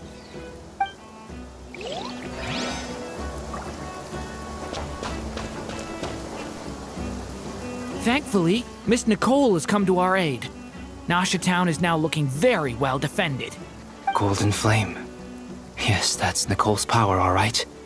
Based on the latest message from Grandmaster Varka, it sounds like they've reached an agreement. The situation should be more stable with her assistance. Everyone will have at least some degree of protection. Albedo! Durin! Hello there, you two. Are you well rested? That's good to hear. As per the plan, Albedo and I will be in charge of Nasha Town. As Dottore's energy field expands, it's creeping ever closer in that direction. But we will do our best to hold our position. We fought side by side many times before, and always with great success. I believe this time will be no different. So don't worry about us. Focus on fighting Dottore.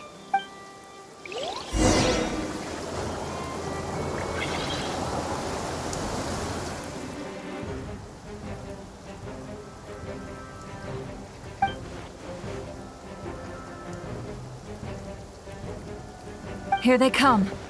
That's quite a horde. As we expected. Get ready, everyone! Take your positions, and prepare to engage. Let's begin. I'm at the ready.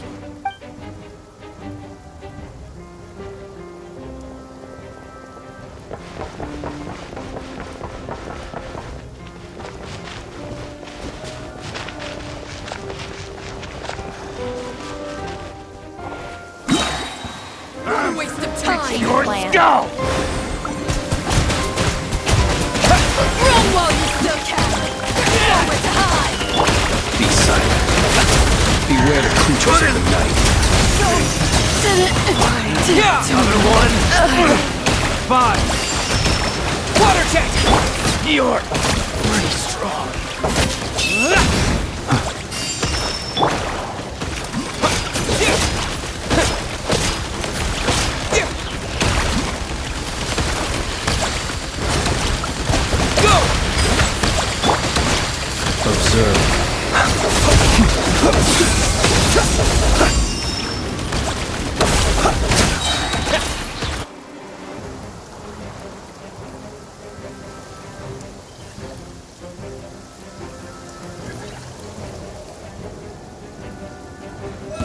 Now it's your turn. Fix your skull! No more lies.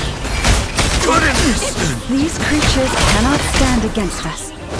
Oh, fighting talk. Just don't let your guard down.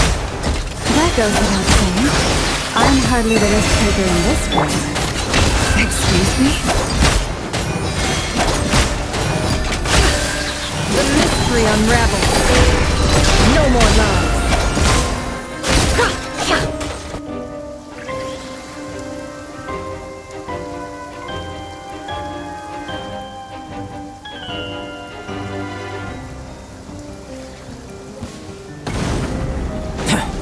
Witness my great undertaking! Turning point in fate! Stay back! That was easier than I thought. Naturally. What do you mean? Is it because as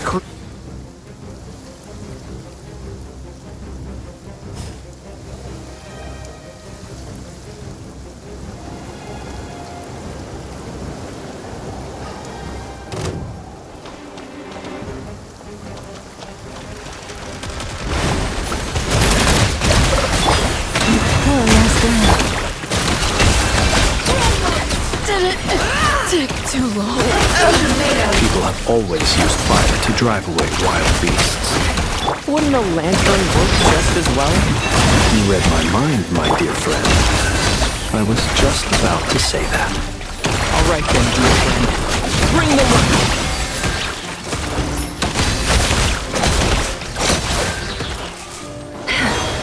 No more lies.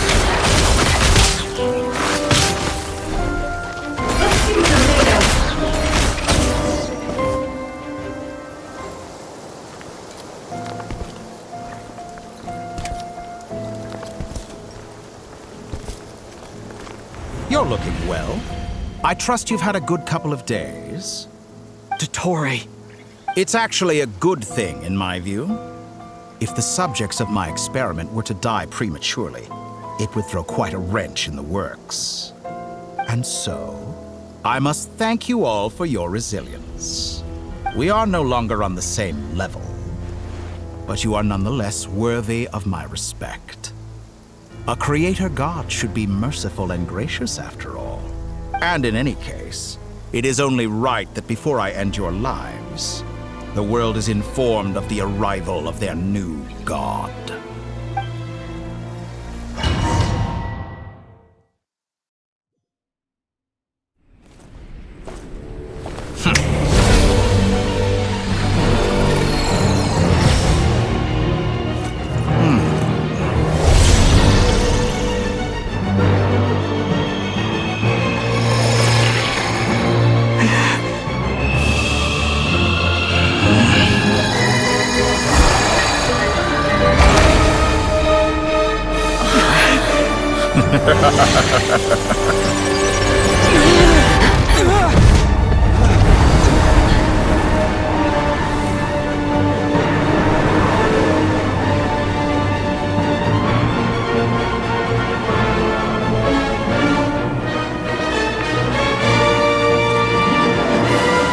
The experiment begins.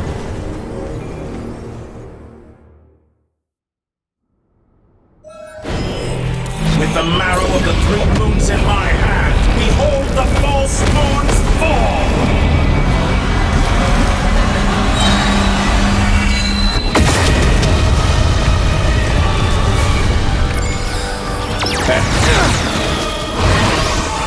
Bombs away!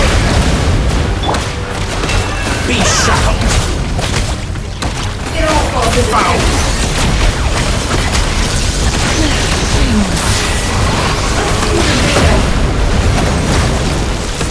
Did you honestly think that would hit me? Entropy bends to me! Can I be true? Good, keep it up. I'm still collecting data. Go! Leave this place. No more lies. Still over the truth. The deception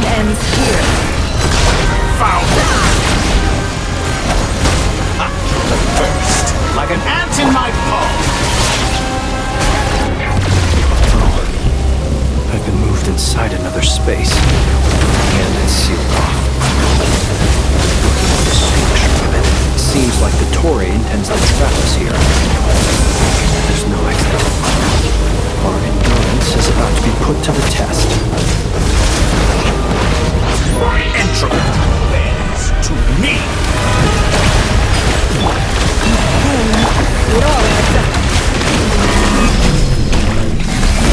Good, keep it up. That's more.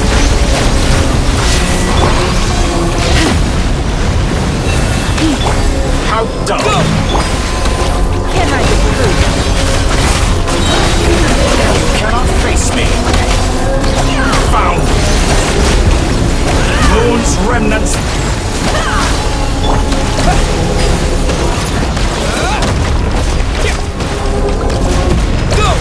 With the marrow of the three moons in my hand, behold the false moons fall!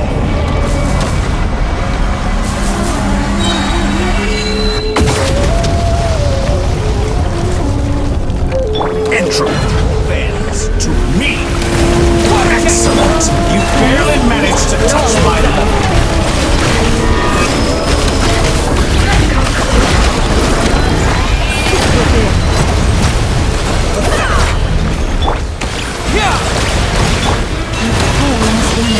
Tell me, where will you try scurrying off to next?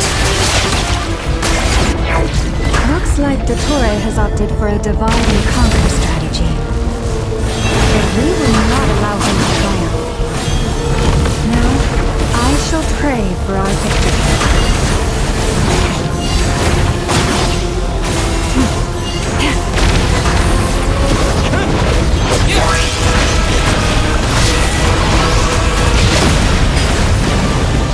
Can I get through? How dumb! No more lies. Entropy bends to me! Go.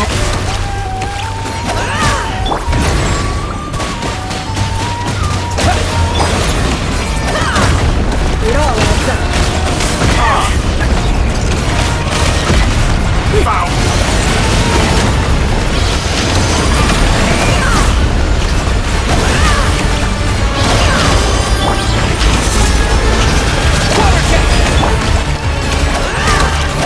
Pathetic. No more lies. Good. It all adds up. What did you do? Go! Entropy bends.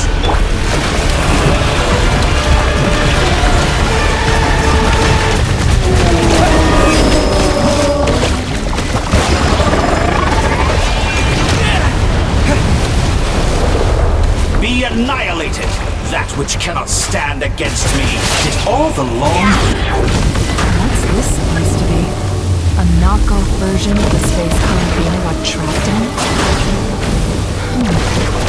There really is no... We'll see about that, Dottore. How dumb! My apologies. I had not intended to take your teammates from you. Do you have a choice? Obey and I can... An excellent deal, if you ask me.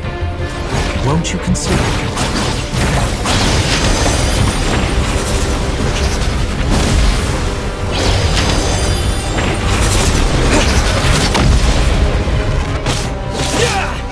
Did you honestly think that would hit me?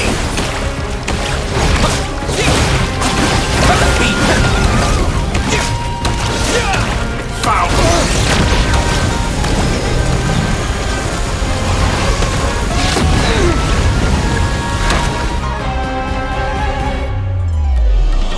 I'm aware you've been working on some little tricks to surprise me with, but it appears that none of them have come to fruition.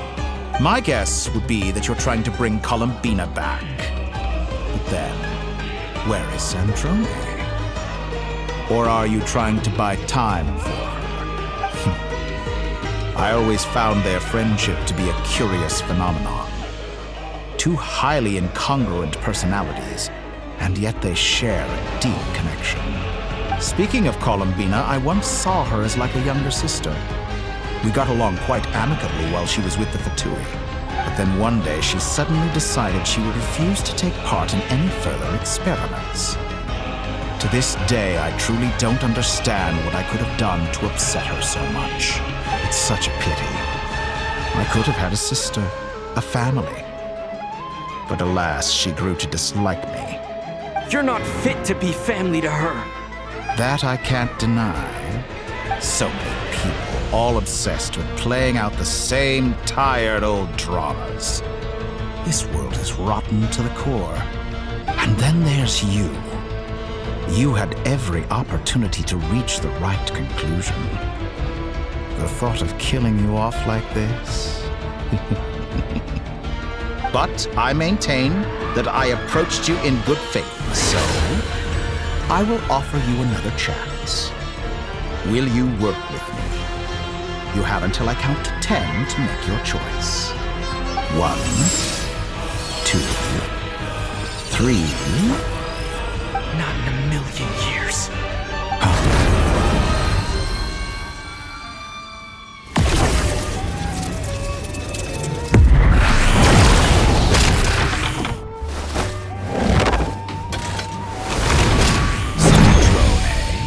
What a pleasant surprise. I didn't think you'd join us all the way up here. You're as sick and twisted as ever. Don't fool yourself into thinking anyone's grateful for the chances you're offering them. Sandrone, but the formula hasn't finished running yet. Funnily enough, I was just discussing a collaboration opportunity with the Traveler, and then I see you, who I must say is a good example of an opportunity gone to waste. Gone to waste? I said that everyone would get one chance, and you've used yours to march right back into the lion's den. So yes, it's an utterly wasted opportunity. And what makes you think I believe a word that comes out of your mouth? I was planning on disposing of your little formula after wrapping up more urgent business here. Since you've taken the trouble of serving it to me on a silver platter, I can simply bring it forward in the schedule.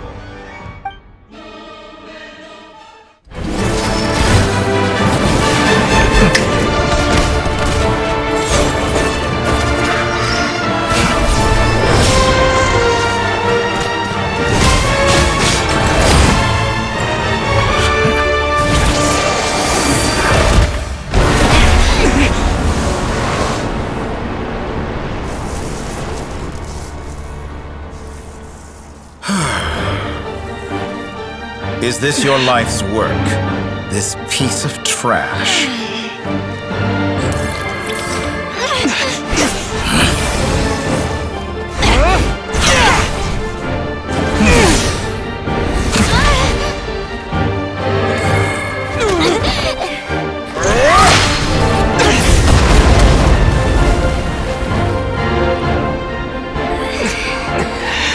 Your formula runs too slowly, Sandrone.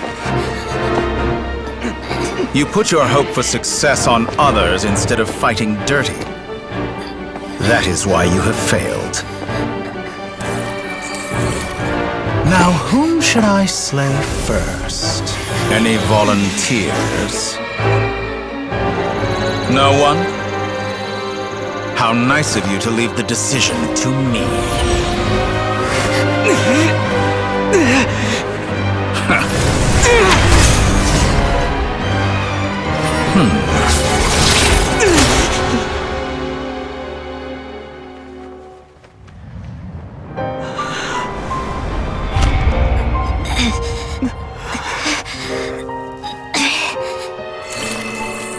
Oh, how unexpected. Sandrone, any last words for me, comrade?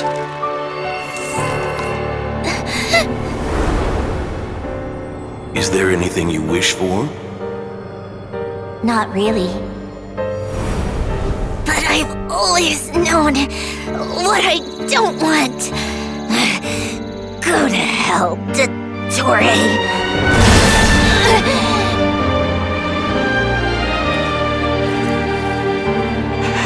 No!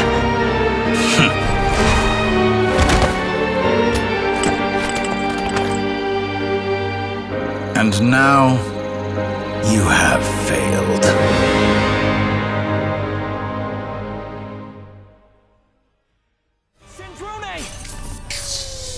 Now you see how fragile mechanical contraptions are. Just a gentle tap, and they fall to pieces. However keen of an inventor Sandrone may have been, her death spells the end of the formula that was running inside her body. Of course, I have to commend her for making it this far. As her colleague, I have to admire her stubborn tenacity. Now, it is time for you to take your place by my side. My count was interrupted, but the second chance I extended to you still stands. Once again, you are welcome to join me. By now, I'm sure you have gained a greater appreciation for the power and authority I wield. What is stopping you from embracing a new world of endless possibilities? Not in the mood to talk? As you wish. You seem less talkative than usual today. I'll change the topic to something more apropos.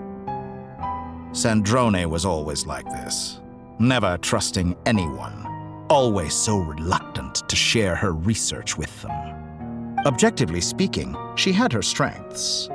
It is remarkable how she extracted and even optimized the world formula from so much data. But her inability to trust was her undoing. Had she allowed someone else to monitor or run the formula for her, you might still have a chance at victory even now. But regrettably, she was a stubborn fool.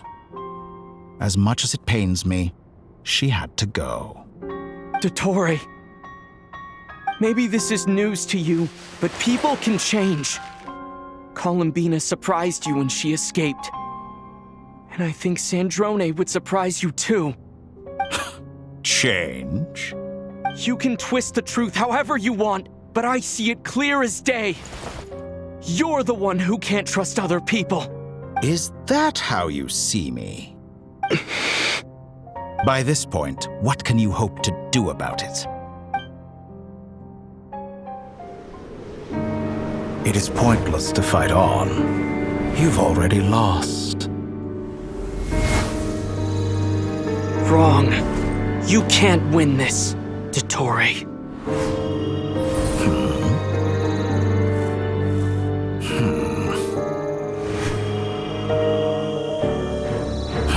What?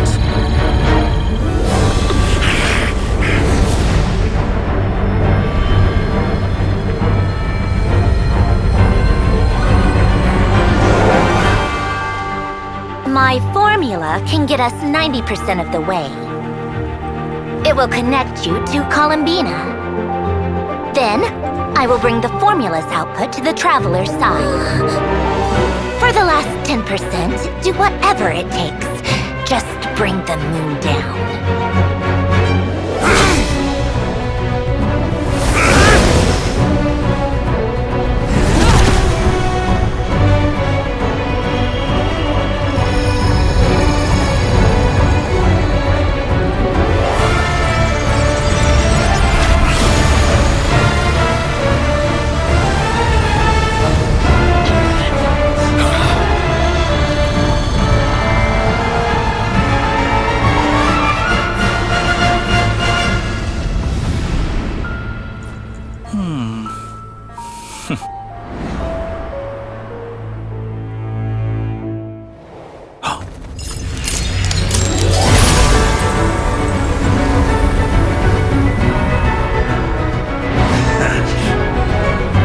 The moon will never be yours!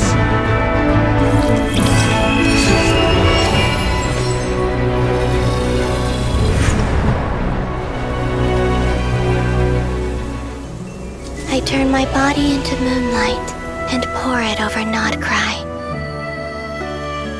My soul I leave here to inform my future friends.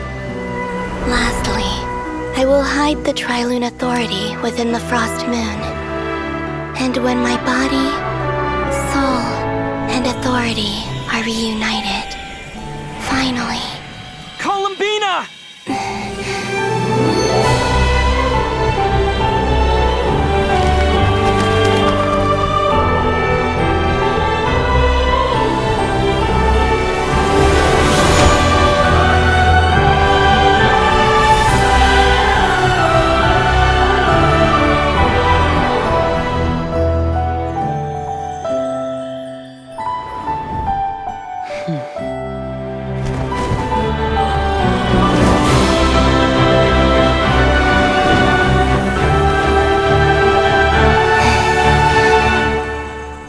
too long.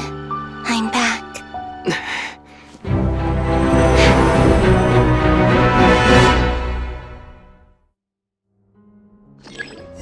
Good. What a touching reunion. Though I personally find myself repulsed by the sight of you coming together for good. Now, quite finished patting yourselves on the back. Show me how long. Excellent. You barely managed to climb my level. Watch out, Colin! Manipulate space itself! Wait for the right moment. We'll strike together.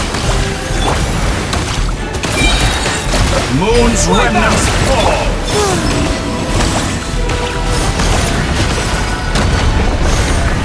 Pathetic!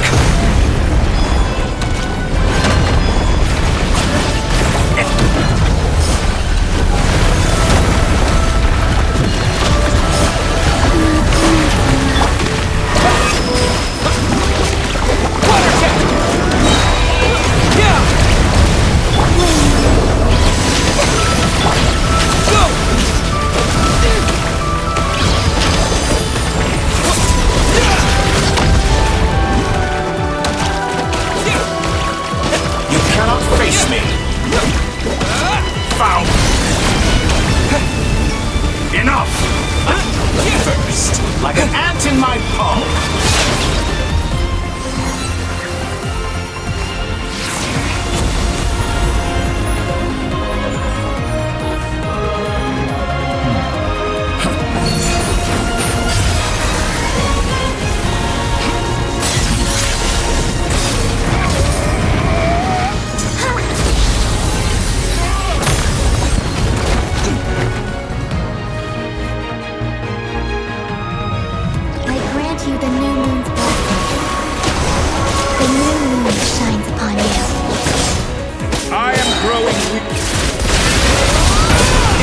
Dottore!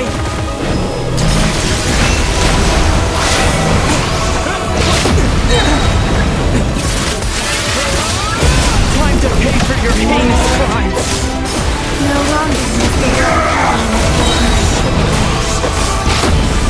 Close to the new world? Future is not yours to command! The moonlight dispelled the darkness. Rotten, decaying world! Everlasting as the moon. So close.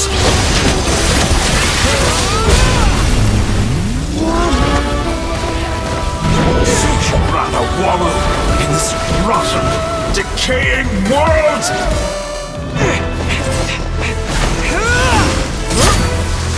Willfully blind. How can you be so satisfied with your fate?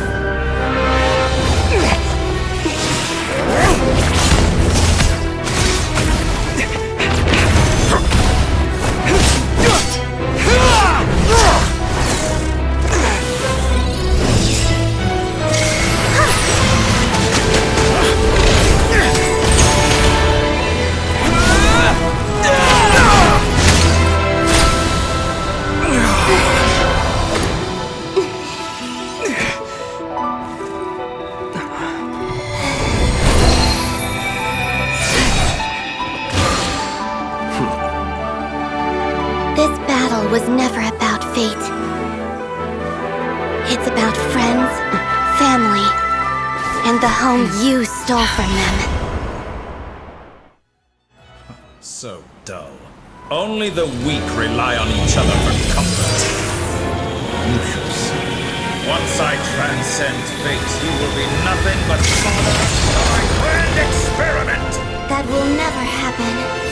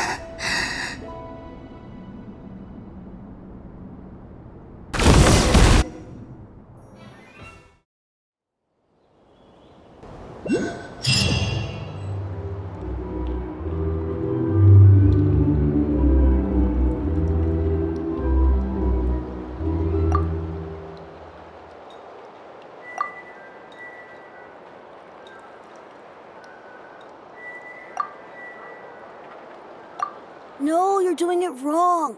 The moon looks like this now. What are you drawing, children? The new moon, Mom! It looks different than before, doesn't it? Also... Can I go buy a sugar sculpture today? Please? Just one? All right. I suppose today is a special day after all. Almost like a festival. Extra, extra! Get the latest Nasha Express here! Post-disaster report! Nasha Town reborn beneath a new moon! The voyage begins today! The future looks bright thanks to the League. Want a copy? I knew things would be different. But I didn't think that would include the moon. They say a new moon goddess has been born. A new moon goddess? Who's saying that? The Frost Moon Scions? I guess so. I'm not too clued up on the details. As far as I'm concerned, the moon's still in the sky and it's business as usual. Hey, since we've come all this way, shall we grab ourselves a free meal while we're here? Are you a convert now? Or are you just here for the free lunch? Oh, come on. What does it matter? After everything we've all just been through? That smells good. All right, that's it. I'm hungry. Time to eat. Come on! We gotta get there early, or there won't be any good spots left. Shh, keep it down. This is a residential area. What if people are still sleeping?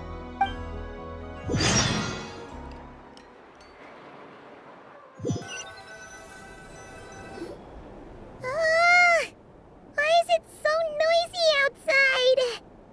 It's okay. Paimon was pretty much awake anyway. It's been so long since we last had a chance to relax, huh? Feels like time is moving slower than usual. What about you? Did you rest well? Still winding down from everything that's happened? Or are you wondering how our friends are doing? Or is it about what Dottore said to you? Okay, if you say so. But don't push yourself, alright? Let Paimon know if you need to talk. What we just went through was a lot. It's totally normal if you need some time to get back in your groove. Luanatar disappeared after Columbina came back. Apparently, she was part of Columbina's soul or something. Still, Paimon kind of misses Luanatar somehow. But anyway, you did great. So did Paimon. We all worked our butts off to contain this disaster, and in the end, we made it. So, chin up, Traveler. You should be proud of yourself. Hey, don't poke fun. You should be glad that Paimon's growing as a person.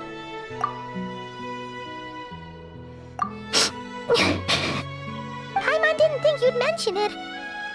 You have no idea how anxious Paimon was. She was worried sick about you. Well, if you really want to show Paimon you're sorry, you're gonna need to make it up to her. You better be ready to splash out on a lavish meal. Phew. Okay. Paimon's full now. Huh? Oh, well... Hey there, Traveler and Paimon. Good morning. Morning, Yehuda. Here for some breakfast? Oh, I've already eaten. Just need some water. I was mostly worried you might forget what day it was today. So, I came over to remind you. Careful there, Paimon. Too much food will make you drowsy. Don't let anyone catch you hiding at the back and nodding off during the League meeting. You should probably be saying that to Aino. She's the baby of the group, if anyone. True. You know, I'm surprised that all these competing groups are actually coming together to try to solve things together. Definitely a first for Nodcry. Well, nothing like a region-wide calamity to bring people together. After that, surely even the most self-interested people have to realize that going it alone isn't worth the risk, right? Try telling Boss Neff that. She's not exactly convinced that people are gonna get with the program. Really? But if she's so pessimistic about it, why'd she agree to be the Curatorium's representative in the League? Probably 'cause even though unity sounds like a pretty far-fetched idea, the benefits it would bring make it worth a shot. I think things will work out, though. I swear, Notcry feels like one big family now with everything that's happened. More than it used to, anyway. Paimon's with you on that one. And it seems like plenty of other people agree, too. Just listen to the bustling streets. All right. Everyone's been rebuilding these last 2 weeks, and the evacuees have been coming back in droves. Life's slowly returning back to normal.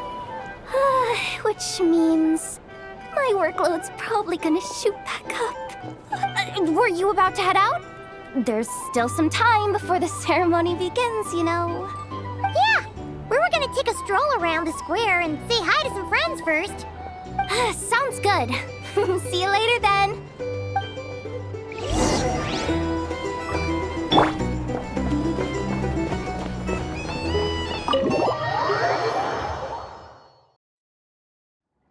Please accept today's boon.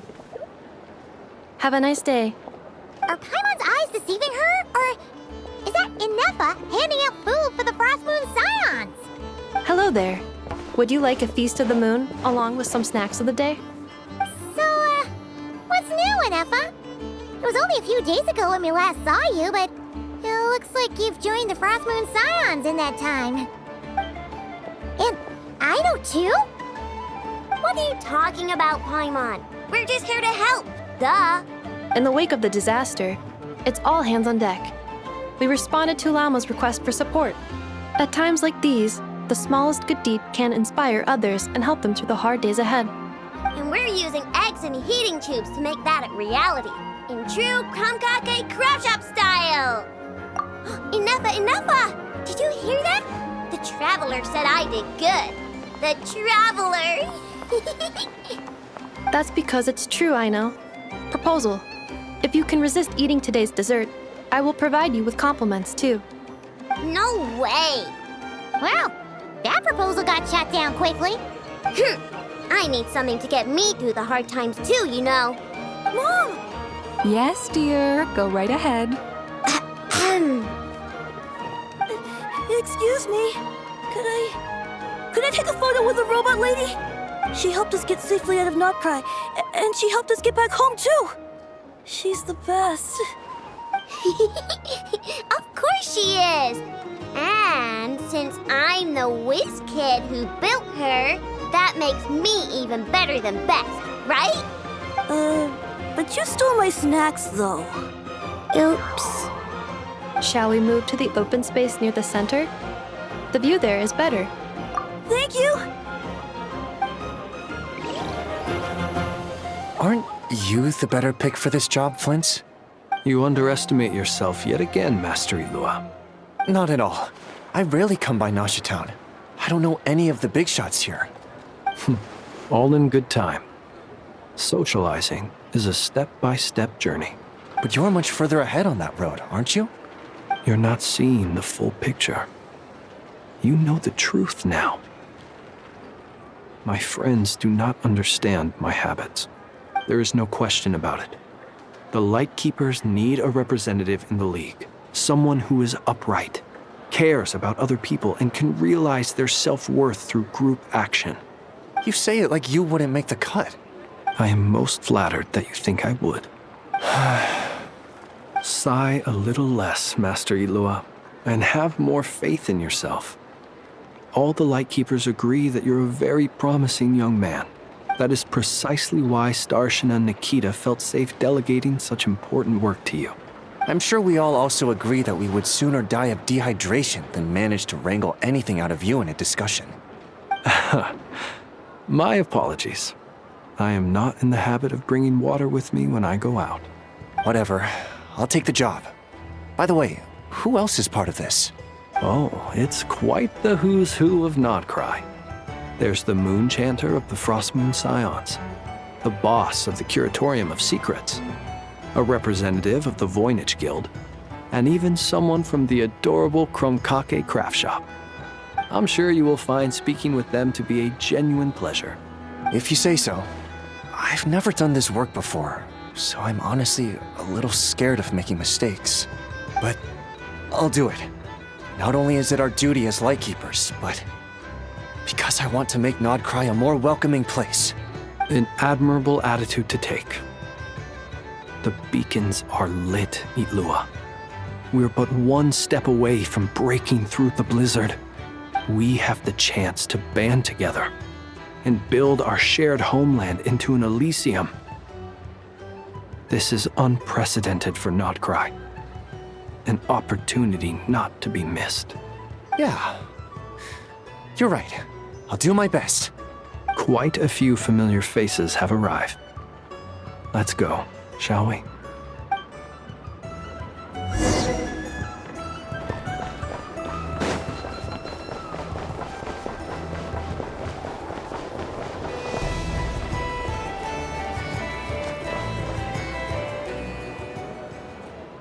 Wow! Everyone's here! You seem well rested. I know no one's asked, but I'm sure you all want to know, so let me just say, we're doing great. Thanks. Well, great, but not perfect. I'm starting to lose my mind from boredom. Can't drink a drop of alcohol while I'm waiting for my wounds to heal. I'm sure you had a sneaky swig or two. Wait, how'd you find out? I'm sure you must be missing Mondstadt after all these years away, Grandmaster. Yeah, you could say that again. Every time I get news from Mondstadt, it makes me want to go back and see the place for myself. Honestly, once things are wrapped up here, I think it'll be time to head back home. Hey, looks like someone's taking the stage. Can everyone see okay? Anyone need a boost? I'll just listen from the back. It's fine. You're taking this pretty seriously, huh, Durin? Well, it's not every day that I get the chance to see how people speak in official settings. Soak it up like a sponge. I'll make sure you get a chance to practice for yourself later down the line. Actually, I know just the thing. You can debrief the Knights of Favonius for me. Mr. Varka, are you forgetting that I'm not a Knight of Favonius? I can knight you. Any particular title you'd like? Is he joking? I really can't tell. You'll have to figure this one out for yourself. It'll be a good learning experience. It is my honor to host the opening ceremony for the League, and to have this opportunity to speak to you all in my capacity as Voynich Guild representative. Could this person also have been pushed onto the big stage by the real big shots? Guess I'm not the only one then. We come here today, having weathered the trials and hardships of yesterday, and having learned from them the importance of unity and cooperation. All right, here we go. Uh-oh, looks like Aino's off in Dreamland already. Wait, Boss is looking kinda drowsy too. What's up with her? Come on, get this speech over with already. Nodcry is our home, the land we rely on for survival. And as we chart a course for the future, may we persevere through the storms ahead as we sail towards a new era of prosperity, freedom, and hope.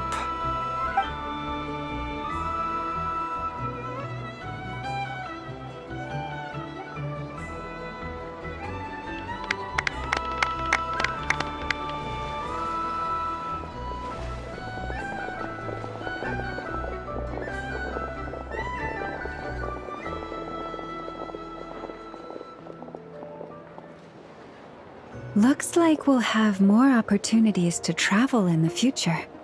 I'm sure you'll cope, Lady Moonchanter, given how fleet of foot you are. Unfortunately, I suspect I'll be too busy at the Curatorium to act as your host. We have a busy schedule, not to mention an international network of contacts to manage. It'll be all right. I'll just check your schedule with Yehuda well in advance. And if she's not available, I can simply ask Ashru. So giving my employees extra workload isn't enough for you? You're really going to drag my cat into this too? I thought you'd approve. Aren't you forever increasing your employees' workloads? That's a bold statement. Are all the Frostmoon Scions feeling more audacious now that your moon goddess has returned? Columbina's return has brought joy to all who care about her. That includes both you and me. As for the Frost Moon Scions, we are learning how to thrive independently, without relying on the Moon Goddess. It is up to us to make our home a more livable place. Joining the League is one of the steps we are trying towards that end. I like the word try. It's nice and non-committal. You can opt out at any time and still say you tried. You don't see a bright future for the Frost Moon Scions? Or did you mean the League? I'm just not as optimistic as you. The Frost Moon Scions should count themselves lucky that they have a leader as stubborn and enterprising as you. But Nodcry's a big place, with all kinds of people. Most of them don't enjoy answering to a leader, or even listening to reason. Well, that's where you and your methods come in. Unless the Curatorium of Secrets is only here for appearances. For now, yes. And that won't change until this venture becomes worth my while. What would make it worth your while? Getting out more than I put in. Right now, I'd barely break even, but I'll grant that it's a good start for Nodcry. Then maybe it's worth a try. All right, you can stop now. Or do I have to join the Frost Moon Scions before you'll get off my back? You'd be very welcome to join us. Hey, you two! Congrats on all your hard work! What are you chatting about? Nefer was trying to dissuade me from adding to her employees' workload. Also, she's considering joining the Frost Moon Scions. Sorry, what? Your conversations are always the most interesting. Would you two care to join me for some tea before heading to your next destination?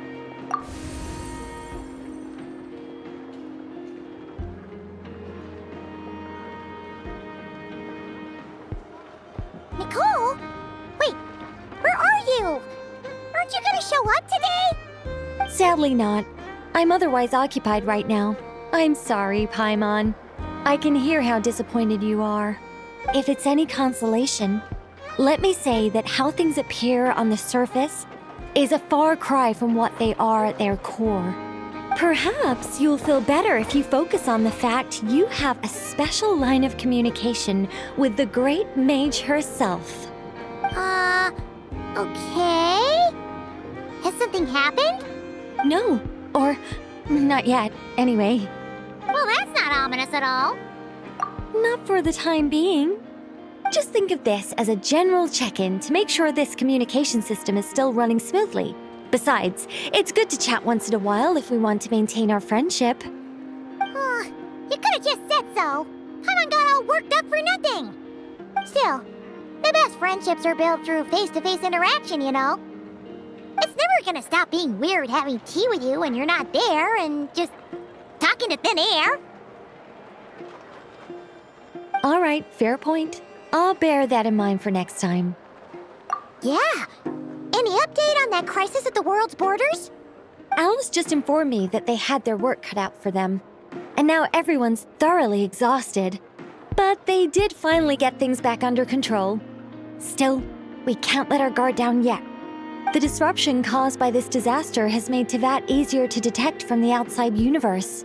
She plans to wait for things to stabilize, then reschedule her Mondstadt vacation plans. As for me, I agree with Hat Guy's perspective. This is a time when many new variables are emerging, and the situation is changing constantly. Plus, most of this change is for the worse. We have to remain vigilant and ensure that the embers of chaos are not rekindled. I did notice that the energy in Nodcry changed somewhat after the War of Funerary Flame, but since it was still aligned with the Light Realm, I never gave it a second thought. It looks like I'll have to examine the connections between phenomena I observe more closely in the future. Just doing my duty. It's more or less second nature by now. Of course, to give you the full picture, I'd have to start with the substance from which angels were formed. Never mind, Paimon's right. Showing off my knowledge would be much more satisfying in person. By the way, You did receive the gifts from the Hexen Circle, yes? I'm not trying to claim credit or anything, but my pride demands that I at least mention it. They're quite similar to the protective talisman that Alice gave Dory, but with some very special enhancements. Oh! So that's what kept our friends safe when Dottore trapped them. Indeed. We went to great lengths to make sure they were invisible to his eyes. I'm so happy they came in handy. Still, not fishing for gratitude, by the way. I just want you to be aware that sometimes your friends may be protecting you in ways you cannot perceive.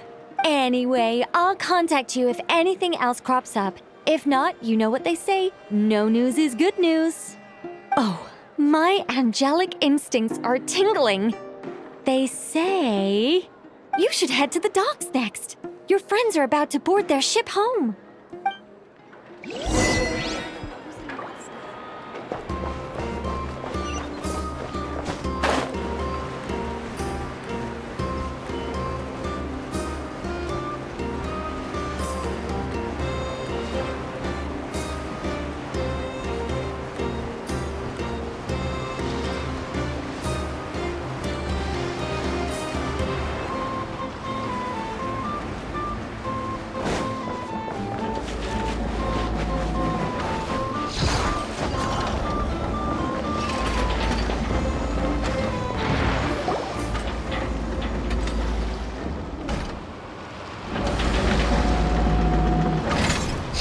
You're here.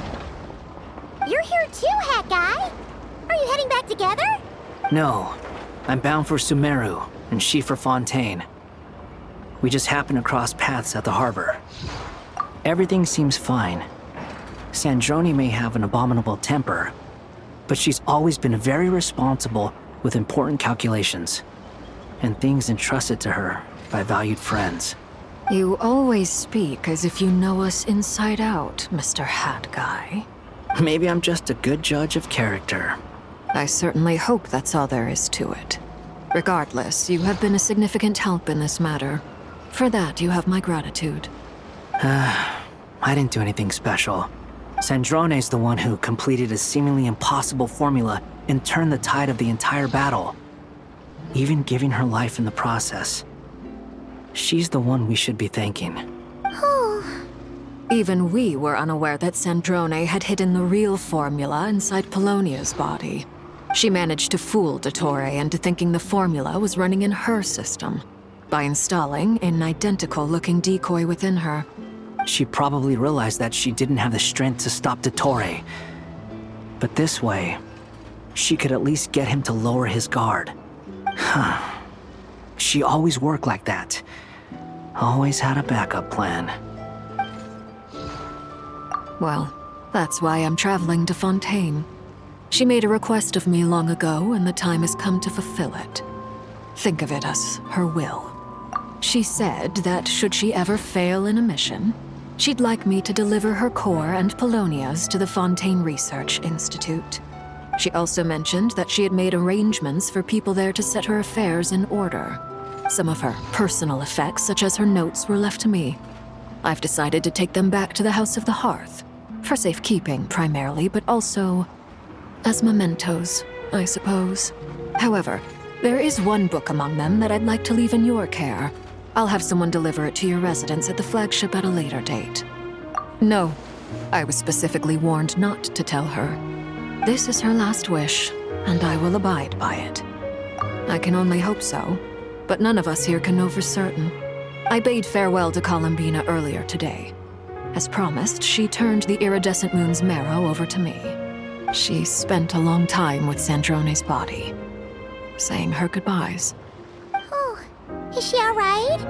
Sandrone's passing has left a great wound in all of our hearts. It will take time to heal, but Columbina surprised me. She offered me some words of comfort before I departed. Despite being grief-stricken herself, she showed an awareness of the feelings of others around her. She never used to act like this. Clearly, she has grown. And I suspect that we have you to thank for much of the change we are seeing in her. After these recent events, the Tsaritsa has revoked the Pale Star Edict. Snezhnaya now realizes that the arrest warrant for Columbina was just a ploy by Dottore, who coveted her powers. I shall return to Nodcry to see her as soon as I find the time. I hope that from now on, she too will explore more of the world. Columbina Hyposelenia's journey is only beginning. My ship is here. Traveler, Paimon, we shall meet again. You too, Hat Guy. What are you still bumming around for? Isn't Columbina waiting for you? I thought today was the day you'd agreed with her to go find out the truth about your sibling. You're afraid you won't like the truth when you see it. Well, this is new. I was starting to think that nothing could scare you. Don't say that! Wouldn't you be if you were in this situation? Fair point. But I'd say I have more experience facing up to unpleasant truths than the Traveler. They say blood's thicker than water. I know how much you need your family back. More than you need any of your friends. And I'm sure that all your real friends understand that too. No matter what the truth turns out to be, they will stick by you and support you, whatever decision you make. Finding the truth is important. But more important still is what you choose to do once you've found it. At least, that's the life lesson I've learned from my experience, grappling with the truth. What? Now that Dottore's dead and gone? A little, I guess. But it hasn't solved everything. Maybe I regret not getting to end his life with my own hands. Or maybe it's something else. But for whatever reason, I still feel like I have a chip on my shoulder. Either way, I'm going back to Sumeru. Lesser Lord Kusanali is gonna need help dealing with all the chaos Dottore left in his wake. Not just from this incident, but everything he did in the past, too. You should continue with your journey, as you've always done. Who knows? Maybe we'll meet again someplace else. So, what should we do now?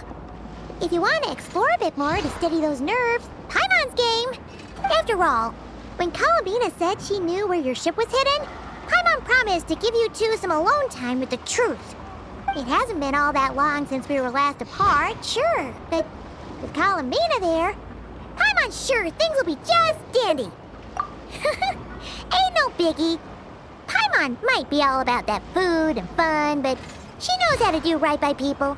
Paimon's sure you'd prefer to digest the news about your sister in peace. But, no matter what you see, just know you can share it with Paimon. Of course, as long as it's not super private. If you can't make sense of something, let's give it some thought together.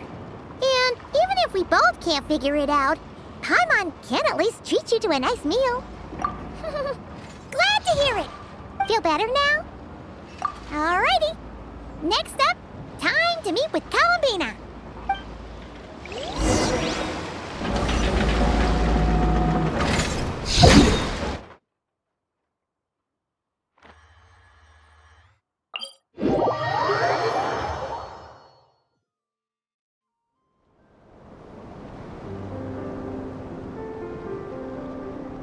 Columbina, we're here! Can't quite believe we're meeting out here. We've gotten used to walking over to Silver Moon Hall whenever we go see you. Well, you're still welcome to go there whenever you want to see me. It's just, now that it's all over, I've decided to make some changes. Try and fit in with the Frost Moon Scions, like Lama suggested. The older generation are still timid around me. They don't dare get too close, and they bow their heads when I walk by. But things are much better with the children. I see more curiosity in their eyes. Hopefully, by the time the next Moon Prayer Night comes around, I can enjoy the festival with them as myself, without having to pretend that I'm only dressed up as the Moon Goddess. You'll do fine, Columbina. Paimon's sure they'll realize you're super nice once they get to know you better. You really think so? When we first met, you thought I was a little up in the clouds. We were just starting out then, come on! So Alma told you, huh? I'm only teasing. I know that I have you to thank for pulling me back down to solid ground. It feels good to finally stand firm on the earth where I was born. Oh, that's great! Thank you. I'll make sure not to lose it this time. Well then, are you ready? Lumine, what happened to our spaceship back then? Why did you leave? It's time to learn the truth at last. Ready as I'll ever be. Good. Then let me open the way for you.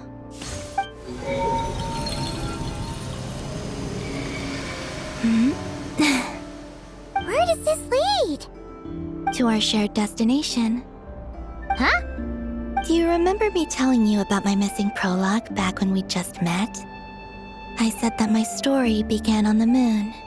But while I was inside the moon's reflection, I realized that my prologue was really hidden in the future. I just had yet to discover it at that point. The story of the time before I was born was in fact the story of my distant future. It's truly fascinating. But when I obtained the Trilunar Authority and returned to our present reality, I sensed something I hadn't expected. Your prologue. So you mean... Yes, your spaceship. All this time, it has been hidden on the Frost Moon, which lay beyond the sky. The great ruler of the firmament. The heavenly principles. Wait, them? Why would they do that? I don't know. Perhaps your ship contains something that is incompatible with Teyvat. Or something that cannot be known. Oh, did I pick a bad time to say this? I know it must have been hard to work up the courage to do this. Maybe I should have waited until you were on the moon, with no chance to back out. That would have been kind of mean, you know. Take me there. Oh? Whatever is hiding in that ship, it belongs to me and Lumine. Those memories belong to us. No one else has the right to decide whether I should or shouldn't know about it. Not even the heavenly principles. Very well. Then let's go. You two take care, alright? And don't forget to come back soon! Rest assured, Paimon. We will. Traveler, after you. Thinking about the story that we'll find hidden on the moon? Yes. And hoping that it has a happy ending. Stories like that don't exist, you know? You don't believe in happy endings? I don't believe in endings.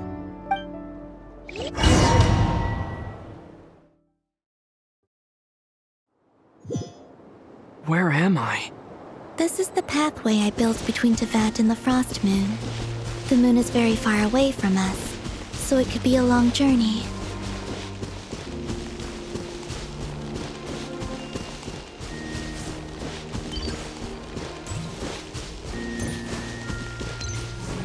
After I obtained the Trilunar Authority, I unwittingly saw past events from many of my friends' lives.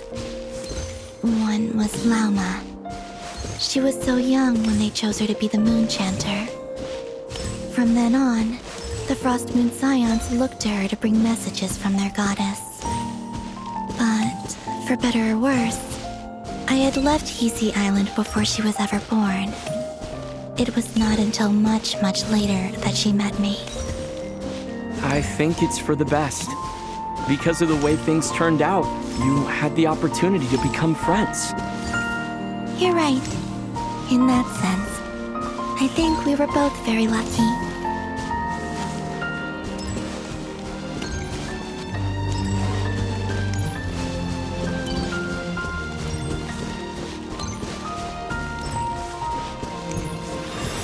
Oh, and about that mage, Nicole. I only recently learned that she has lived in Teyvat since the time of the Three Moon Sisters. The Moon Goddesses always had a good relationship with the angels. I suppose our friendship continues that tradition.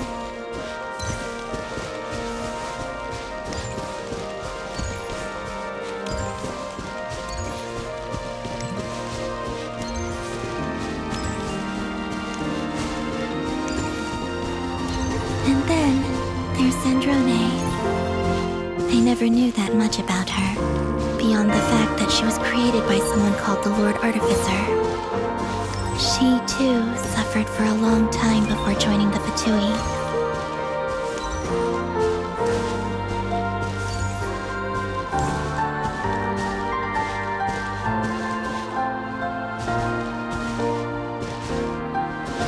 How I wish I could talk to her again, even if only to hear her say nasty things to me.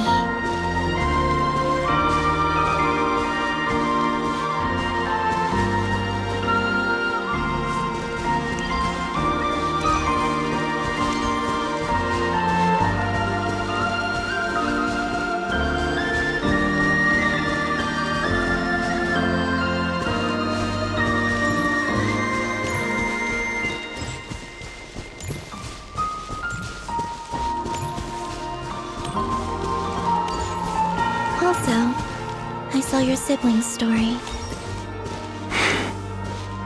I'm afraid I didn't see much. It seems that she rarely came to the surface, where the moonlight shines. But I did notice that back when you first set out on your journey, she would often appear nearby, gazing at you from afar with a guilty look in her eyes. Lumine. Let us speak no more of the past. I probably shouldn't reveal so much about my friends. It's not my place. Let the moonlight carry us forth. We are very close now.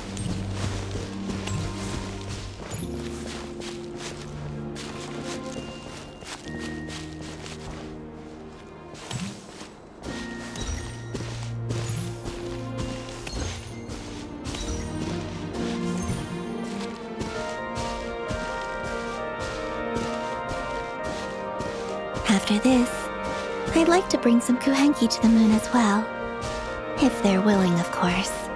What about your other friends? Will you bring them to visit too? Certainly. But I'll need to tidy the place up first. This home hasn't received any guests in a long, long time.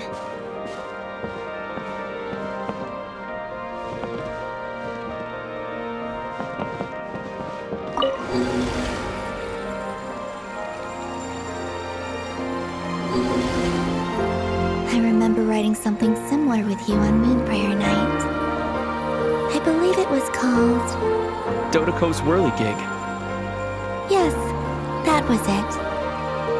You asked me if I was afraid to return to the moon, and I said that I was. The idea that I had gained something precious, only to lose it so quickly. That frightened me. But I'm not afraid anymore. Besides, this time, we're traveling together.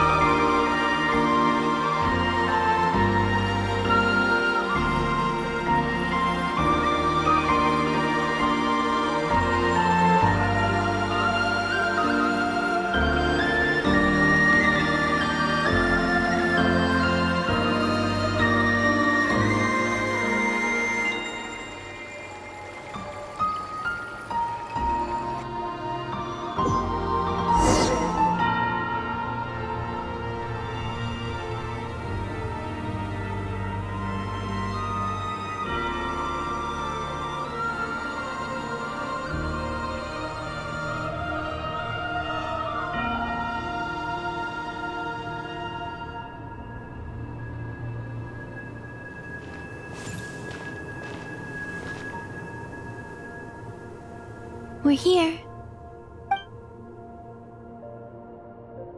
Over there.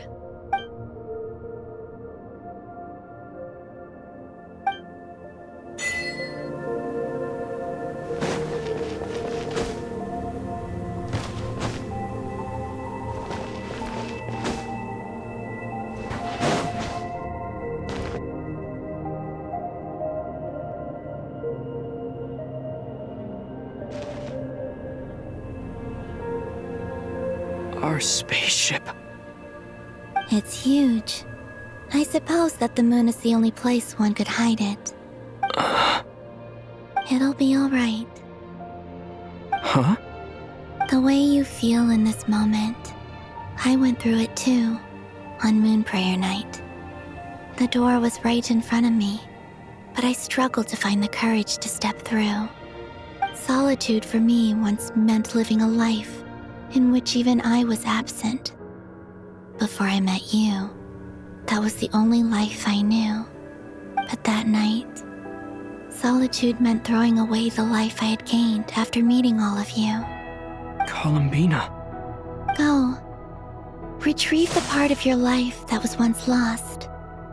Trust me, you will lose nothing by doing so. Look, Teyvat is right there. All of our friends are down there, waiting for us. You're right. Thanks, Columbina.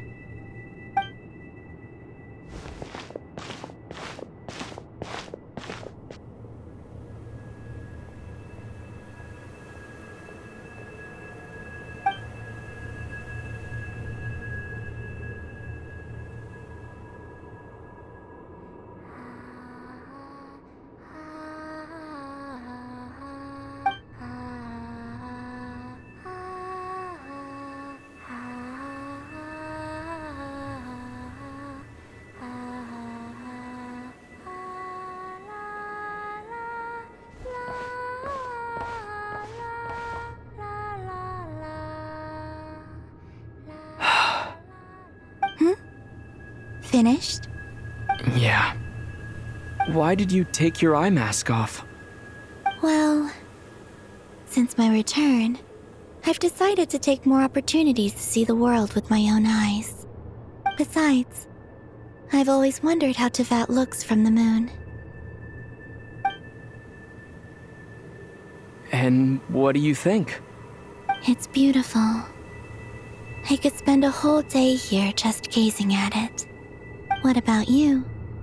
What do you think of the truth you found? I haven't looked at another person's expression in a long time, but I think yours is saying it was neither good nor bad. Keep this up, and it won't be long before you give Nefer a run for her money. Oh, I don't think that's going to happen. I'm much more used to sensing what's going on around me with Kuvaki. I think I'll save my eyes for seeing special moments I really want to remember. I read the spaceship's flight logs. I always assumed that this was my first time in Teyvat. I thought that Lumine and I must have been hibernating in space for centuries on end. But the logs show that our spaceship flew over the skies of Teyvat once before. A long, long time ago. Flew over? So you didn't land? No, the ship barely came to a stop before flying on again. After that, it continued traveling through space for a long time. Some of the data is corrupted, but I suspect that it kept flying for thousands of years. It was only after that that the ship made a forced landing in Nodcry. When Lumine found me, she came from outside the ship. Could this mean that she left the ship long before I did? Maybe even during our first pass over Teyvat. Are you alright? Yes, I can feel that the truth is coming together, one small piece at a time. I remember Lumine telling me that when she first arrived in Conria, she could not recall the past. So this might be something that even she doesn't know. Here, I made some space for you. Your mind must be racing, and this seems like the perfect place to relax and clear your head. Oh, wait, there's one more thing. What is it? Wait here a moment.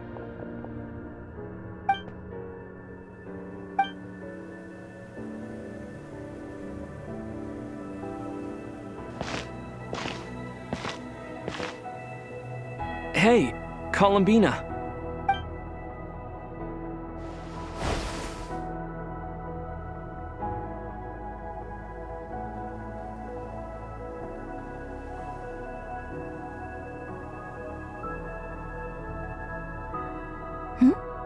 Is that a new outfit?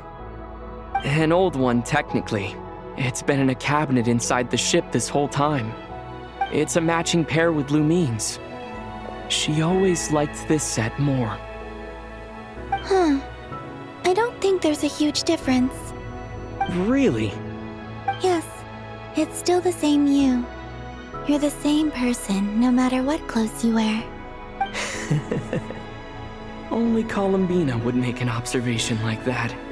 Traveler, do you consider Tevat your home? Home is wherever Lumine is. But then after all the time I've spent here, and everything I've been through, yes, I'd say it's my home. Would you change your answer if Tevat changed appearance?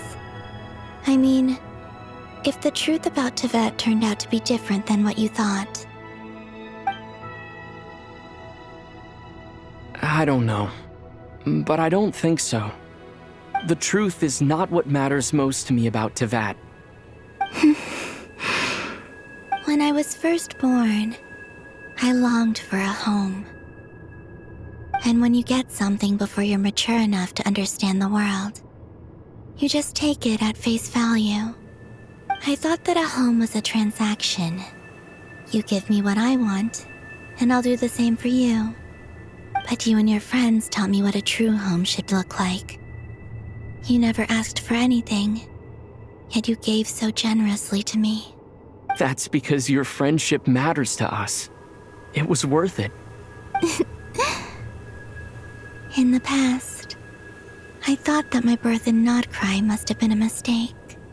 But after journeying to the distant past where the story began, I realized that it was I who chose Nodcry to be my future home. Now, I am glad that I made that choice.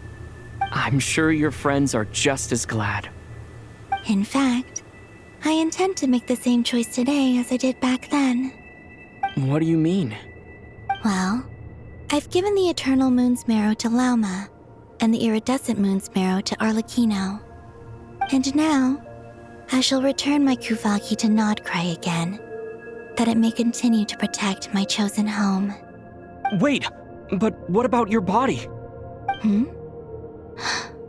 Oh, are you worried that I'll disappear again? I won't. Not this time. The Frost Moon has now entered the false sky, and I am the Tri-Lune Goddess. I am only returning to Nodcry the part of me that it needs. I am giving what I can, because my home is worth it. Oh, and I have something for you, too. For me? Yes. Come closer.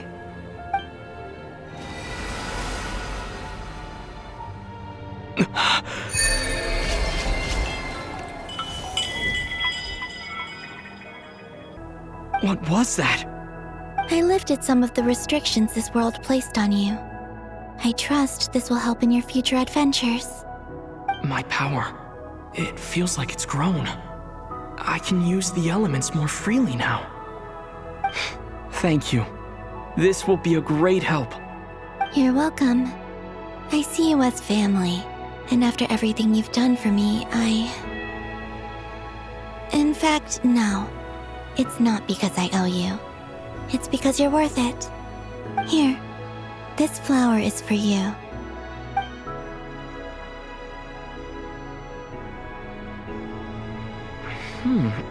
Isn't this a moon prayer blossom? Yes. Don't worry. You will never see these flowers lose their color again. I'm finally discovering the joy of giving. How I wish I'd learned this sooner. Hey, better late than never. What are you thinking about now? Why don't you take a guess? You get 1 shot. I don't think I'll get it in one guess. But I'm sure it's a happy thought. That's kind of a sneaky answer.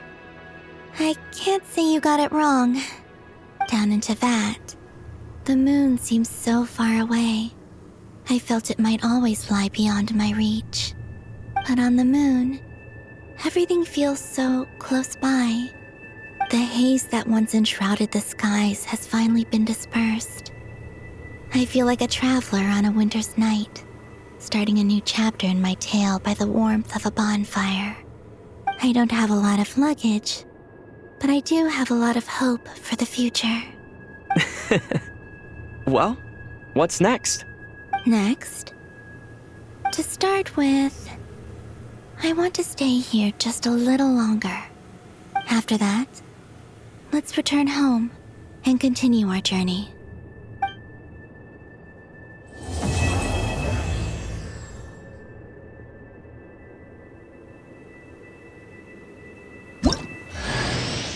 These clothes bring back so many memories.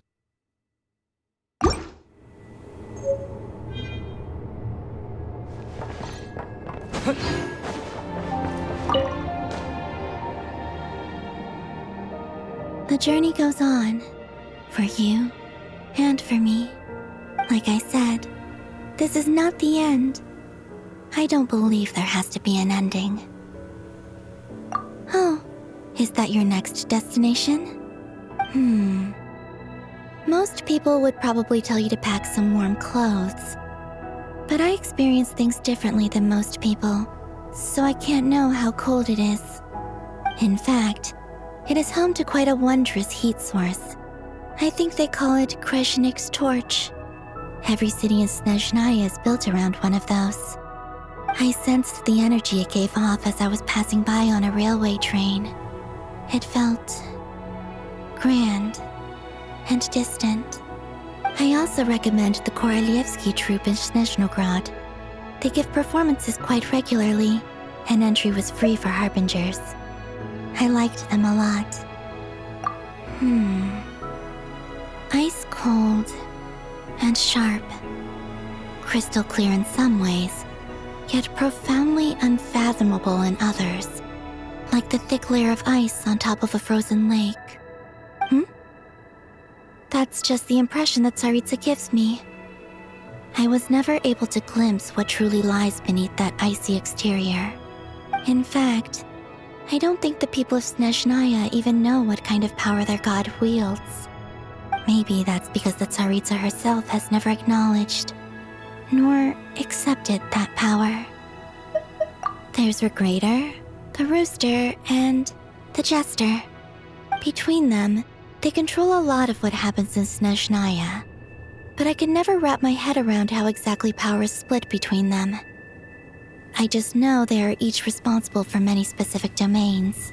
I noticed that the Rooster and Regrator often appear to get along on the surface, while working against each other in secret. And theirs is not a friendly rivalry. But I wasn't particularly interested, so I tended to keep my distance. Now that I think about it, the term Mistelton often seemed to come up in connection with Project Stuja. Once things settle down in Nodcry, I'd like to explore the world beyond Snezhnaya. You've told me so many stories about the other places you've been to, and all the friends you've made there. I'm curious to visit those nations and see them for myself. It would also help me learn more about the journey that has made you into the person you are today. Okay. As you continue on your journey, don't forget to gaze up at the moon once in a while. It is, after all, no longer an illusion. It shall cast down its true moonlight, connecting us in truth.